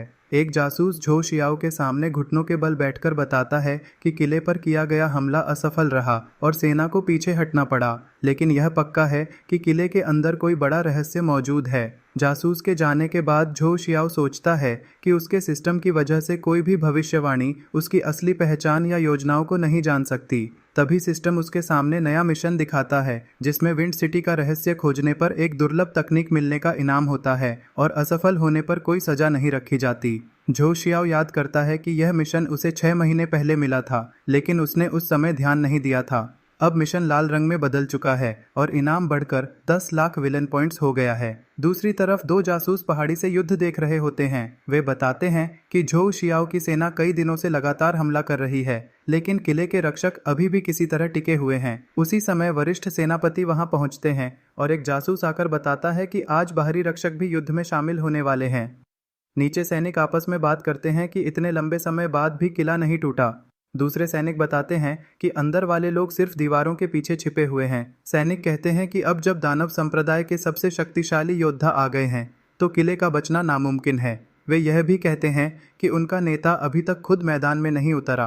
कुछ ही देर में कई महान योद्धा युद्ध भूमि पर पहुंचकर एक साथ घुटनों के बल झुकते हैं और संप्रदाय के प्रति अपनी निष्ठा जताते हैं। उनमें एक प्रसिद्ध नगर स्वामी भी होता है जिसे देखकर सभी चौंक जाते हैं। दूसरे लोग हैरान होकर देखते हैं कि इतने बड़े बड़े उस्ताद भी दानव संप्रदाय में शामिल हो चुके हैं। एक बुजुर्ग योद्धा बताता है कि शुरुआत में वे मजबूरी में जुड़े थे, लेकिन बाद में उन्हें दानव टावर जैसी अनमोल जगह मिली जहां दुर्लभ तकनीकें आसानी से मिलती हैं। वह कहता है कि यहाँ मिलने वाली तकनीकें बाहर की दुनिया में लोग जान देकर भी नहीं पा सकते, इसलिए अब कोई भी इस संप्रदाय को छोड़ना नहीं चाहता। वरिष्ठ सेनापति तलवार निकालकर किले की तरफ इशारा करते हैं और अंतिम हमला करने का आदेश देते हैं। पूरी सेना एक साथ जोरदार गर्जना करती है। दूसरी तरफ किले के नीचे बने गुप्त कक्ष में जटाधारी सरदार दाजीसी से पूछता है कि रहस्यमयी रक्त कुंड आखिर तैयार हुआ या नहीं। दाजीसी बताते हैं कि अभी कुछ अशुद्धियां बाकी हैं, लेकिन दिन खत्म होने तक सब पूरा हो जाएगा। तभी अचानक पूरी जगह जोर से कांपने लगती है। एक सैनिक दौड़कर आता है और बताता है कि बाहर की सुरक्षा ढाल टूटने वाली है। जटाधारी सरदार गुस्से में कहता है कि किसी भी हालत में दानव संप्रदाय को इस गुप्त स्थान का पता नहीं चलना चाहिए। कैमरा उबलते हुए लाल रक्त कुंड पर जाता है। दाजीसी अफसोस जताते हैं कि दुश्मन ने हमला भी आज ही किया, जबकि उनकी योजना पूरी होने में सिर्फ एक दिन बाकी था। बाहर युद्ध भूमि में एक सैनिक डरकर देखता है कि दानव संप्रदाय के साथ 9 महान महारथी लड़ रहे हैं। वह समझ जाता है कि इतनी ताकत के सामने किले का बचना असंभव है। वह देखता है कि सबसे आगे खड़े सेनापति की शक्ति सामान्य योद्धाओं से कहीं ज्यादा है। युद्ध भूमि में एक उच्च अधिकारी दुश्मन के नेता से कहता है कि जल्द ही इस शहर का रहस्य सबके सामने आ जाएगा और पूछता है कि क्या वही इस किले का प्रमुख है। दुश्मन का नेता काली ऊर्जा छोड़ते हुए जवाब देता है कि जो भी उसके क्षेत्र में घुसा है वह जिंदा वापस नहीं जाएगा। इसके बाद भीषण युद्ध शुरू हो जाता है और चारों तरफ शक्तिशाली झटके फैल जाते हैं। भारी नुकसान के बावजूद दानव संप्रदाय के सैनिक बिना डरे लगातार हमला करते रहते हैं। दुश्मन का नेता उनकी अनगिनत संख्या और हिम्मत देखकर हैरान रह जाता है। तभी अचानक झो शियाओ युद्ध भूमि पर प्रकट होता है और दुश्मन का नेता तुरंत उसे पहचान लेता है। उसे समझ आ जाता है कि झो शियाओ की असली योजना सिर्फ उसे 1 घंटे तक रोकना है ताकि उसकी मुख्य सेना अंदर पहुंचकर रहस्यमयी रक्त कुंड पर कब्जा कर सके। झो शियाओ आगे बढ़कर पूछता है कि इस रक्त कुंड का असली रहस्य क्या है। वह सच बताने पर उसे आसान मौत देने का वादा करता है। दुश्मन का नेता खून थूकते हुए हंसता है और कहता है कि वह मर जाएगा, लेकिन अपने कबीले का रहस्य कभी नहीं बताएगा। झो शियाओ समय बर्बाद नहीं करता। वह अपने हाथ में सुनहरी ऊर्जा इकट्ठा करके आत्मा से यादें निकालने वाली तकनीक का इस्तेमाल करता है। दुश्मन का नेता दर्द से चीखने लगता है क्योंकि झोउ शियाओ उसकी यादें जबरदस्ती पढ़ने लगता है। उसी समय पीछे मौजूद विशाल रक्त कुंड तेज चमकने लगता है। कुछ ही पल बाद पूरी जगह ऊर्जा से कांप उठती है। दुश्मन के नेता की आत्मा पूरी तरह खत्म हो जाती है और झोउ शियाओ उसके दिमाग की सारी जानकारी हासिल कर लेता है और रक्त कुंड को देखते हुए 3000 साल पुराने गुप्त प्रयोग का पूरा रहस्य समझ लेता है। बाकी बचे दुश्मन सैनिक अपने नेता की मौत देखकर पूरी तरह टूट जाते हैं। दानव संप्रदाय की सेना पूरे किले पर कब्जा कर लेती है और जीत के झंडे लहरा देती है। वरिष्ठ सेनापति आकर रिपोर्ट देते हैं कि पूरा शहर उनके नियंत्रण में आ चुका है और बाकी सभी दुश्मनों ने आत्मसमर्पण कर दिया है। झोउ शियाओ चुपचाप अगली योजना के बारे में सोचने लगता है। सिस्टम फिर से सक्रिय होकर मिशन पूरा होने की सूचना देता है, उसके स्टेटस पॉइंट्स अपडेट करता है और दुर्लभ तकनीक मिलने की पुष्टि करता है। शहर की दीवारों पर अब दानव संप्रदाय के झंडे लहरा रहे होते हैं। हार चुके सैनिकों को पहरेदार बंदी बनाकर ले जाते हैं। 2 बचे हुए दुश्मन कमांडर छिपकर बात करते हैं और कहते हैं कि दानव संप्रदाय की ताकत अस्वाभाविक है। अगर जल्दी नहीं भागे तो अगली सफाई में उनकी भी मौत तय है। नीचे एक ताकतवर ट्राइबल योद्धा झोउ कियोंग को चुनौती देता है और कसम खाता है कि वह इसका बदला जरूर लेगा। ट्राइबल योद्धा अपना हड्डी वाला स्टाफ जमीन पर जोर से मारता है और तुरंत उसका ट्रांसफॉर्मेशन शुरू हो जाता है। ग्रीन एनर्जी उसके पूरे शरीर में फैल जाती है, स्पेक्ट्रल आर्मर बन जाता है और उसकी आंखें लाल चमकने लगती हैं। उसके साथी भी आगे बढ़कर अपनी ग्रीन एनर्जी एक्टिवेट करते हैं। सभी मिलकर कसम खाते हैं कि अपने ग्रैंड प्रीस्ट का बदला लेंगे और झोउ कियोंग को खत्म कर देंगे। ट्राइबल योद्धा अपने सभी साथियों की एनर्जी अपने अंदर खींच लेता है, जिससे उसके चारों तरफ ग्रीन रोशनी का बहुत बड़ा भंवर बन जाता है। ऊपर से झोउ कियोंग धीरे धीरे नीचे उतरता है और उसका सामना करता है। ट्राइबल योद्धा एक बहुत बड़ा ग्रीन एनर्जी फिस्ट तैयार करता है, जबकि झोउ कियोंग अपनी मुट्ठी में बैंगनी एनर्जी जमा करता है। दोनों हवा में एक दूसरे की तरफ तेज रफ्तार से उड़ते हैं और सीधा टकरा जाते हैं। दोनों के मुक्कों की टक्कर से इतना जबरदस्त शॉकवेव निकलता है कि पूरे इलाके में एनर्जी डोम बन जाता है। जमीन टूटने लगती है और आसपास खड़े लोग धमाके से बचने के लिए हवा में दूर उड़ जाते हैं। दोनों एक दूसरे के खिलाफ ताकत आजमाते हुए अपनी चमकती मुट्ठियों टकराते रहते हैं। ट्राइबल योद्धा झोउ कियोंग की इतनी ज्यादा शारीरिक ताकत देखकर हैरान रह जाता है। गुस्से में ट्राइबल योद्धा चिल्लाता है कि झोउ कियोंग ने जरूर ग्रेट विच का खून चुरा लिया होगा, लेकिन झोउ कियोंग शांत रहता है और अपने हाथ में घूमती हुई ब्लैक और पर्पल मेटेलिक डिस्क बना लेता है। ट्राइबल योद्धा एक बहुत बड़ा ग्रीन एनर्जी बीस्ट अटैक छोड़ता है। झोउ कियोंग आराम से अपना हाथ आगे बढ़ाकर उस घूमती हुई डिस्क से एक मजबूत मैजिकल बैरियर बना देता है। वह एनर्जी डिस्क सीधे हमले को चीरते हुए ट्राइबल योद्धा के सीने में लगती है और वहां एक अंधेरा चमकता हुआ घाव बन जाता है। इसके तुरंत बाद झोउ कियोंग उसके पास पहुंचकर लगातार तेज मुक्के बरसाने लगता है। झोउ कियोंग पूरी लड़ाई में हावी रहता है और आखिर में एक जबरदस्त वार करके ट्राइबल योद्धा को जमीन पर गिरा देता है। योद्धा के मुंह से खून निकलने लगता है, जबकि झोउ कियोंग एनर्जी डोम के ऊपर शांति से हवा में खड़ा रहता है। नजदीकी शहर में कुछ जवान डिसाइपल आसमान की तरफ देखकर हैरान होते हैं। वे अपने लीडर की बेइंतहा ताकत की तारीफ करते हुए उसकी हिंसक आदतों पर मजाक भी करते हैं। एक डिसाइपल ध्यान से लड़ाई देखकर कहता है कि दुश्मन की ताकत बहुत ज्यादा थी, फिर भी उनके लीडर ने उसे आसानी से हरा दिया। उसे एहसास होता है कि झोउ कियोंग ने अभी तक अपनी तलवार तक नहीं निकाली और सिर्फ शारीरिक ताकत से ही जीत हासिल कर ली। पूरी सेना घुटनों पर बैठकर झोउ कियोंग की जय जयकार करने लगती है। झोउ कियोंग उनकी वफादारी की तारीफ करता है और कहता है कि उन्होंने अपने सेक्ट की असली रूह दिखाई है। झोउ कियोंग मुड़कर चलने लगता है, तभी उसके सामने सिस्टम इंटरफेस आ जाता है और बताता है कि उसका मिशन सफलतापूर्वक पूरा हो गया है। सिस्टम उसे एक रहस्यमयी कल्टीवेशन टेक्निक इनाम में देता है। झोउ कियोंग सोचता है कि अब वह इस पूरे कैओटिक वर्ल्ड का सबसे ताकतवर इंसान बन चुका है। झोउ कियोंग फ्लोटिंग सिस्टम स्क्रीन पर अपना नया इनाम देखकर उसकी डिटेल्स चेक करता है और कहता है कि उसके पास अभी काफ़ी रिसोर्स मौजूद हैं। उसे पता चलता है कि यह टेक्निक एक अपग्रेडेड प्रोफेसी टूल की तरह काम करेगी और उसकी भविष्य की योजना बनाने में बहुत काम आएगी। वह चमकते हुए टेक्स्ट को ध्यान से देखकर खुश होता है और समझता है कि इसकी मदद से अपनी हुकूमत और भी मजबूत बना पाएगा। झोउ कियोंग अपने top commanders Lian Cheng, Bai Haotian और मू हुफा को बुलाकर अभियान में उनकी मेहनत की तारीफ करता है।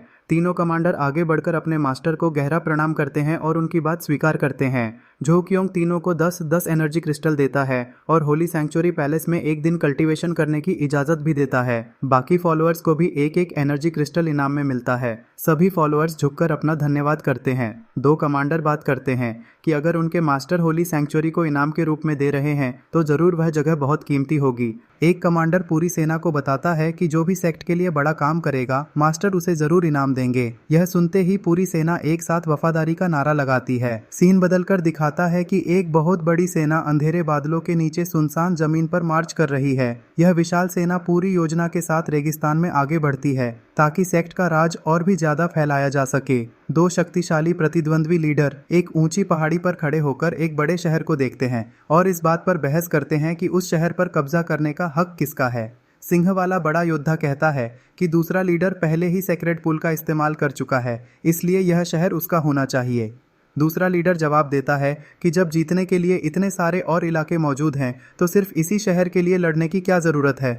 दोनों हंसते हुए देखते हैं कि शहर के रक्षक बिना लड़े ही सरेंडर कर चुके हैं, इसलिए उनकी बहस का कोई मतलब नहीं बचता।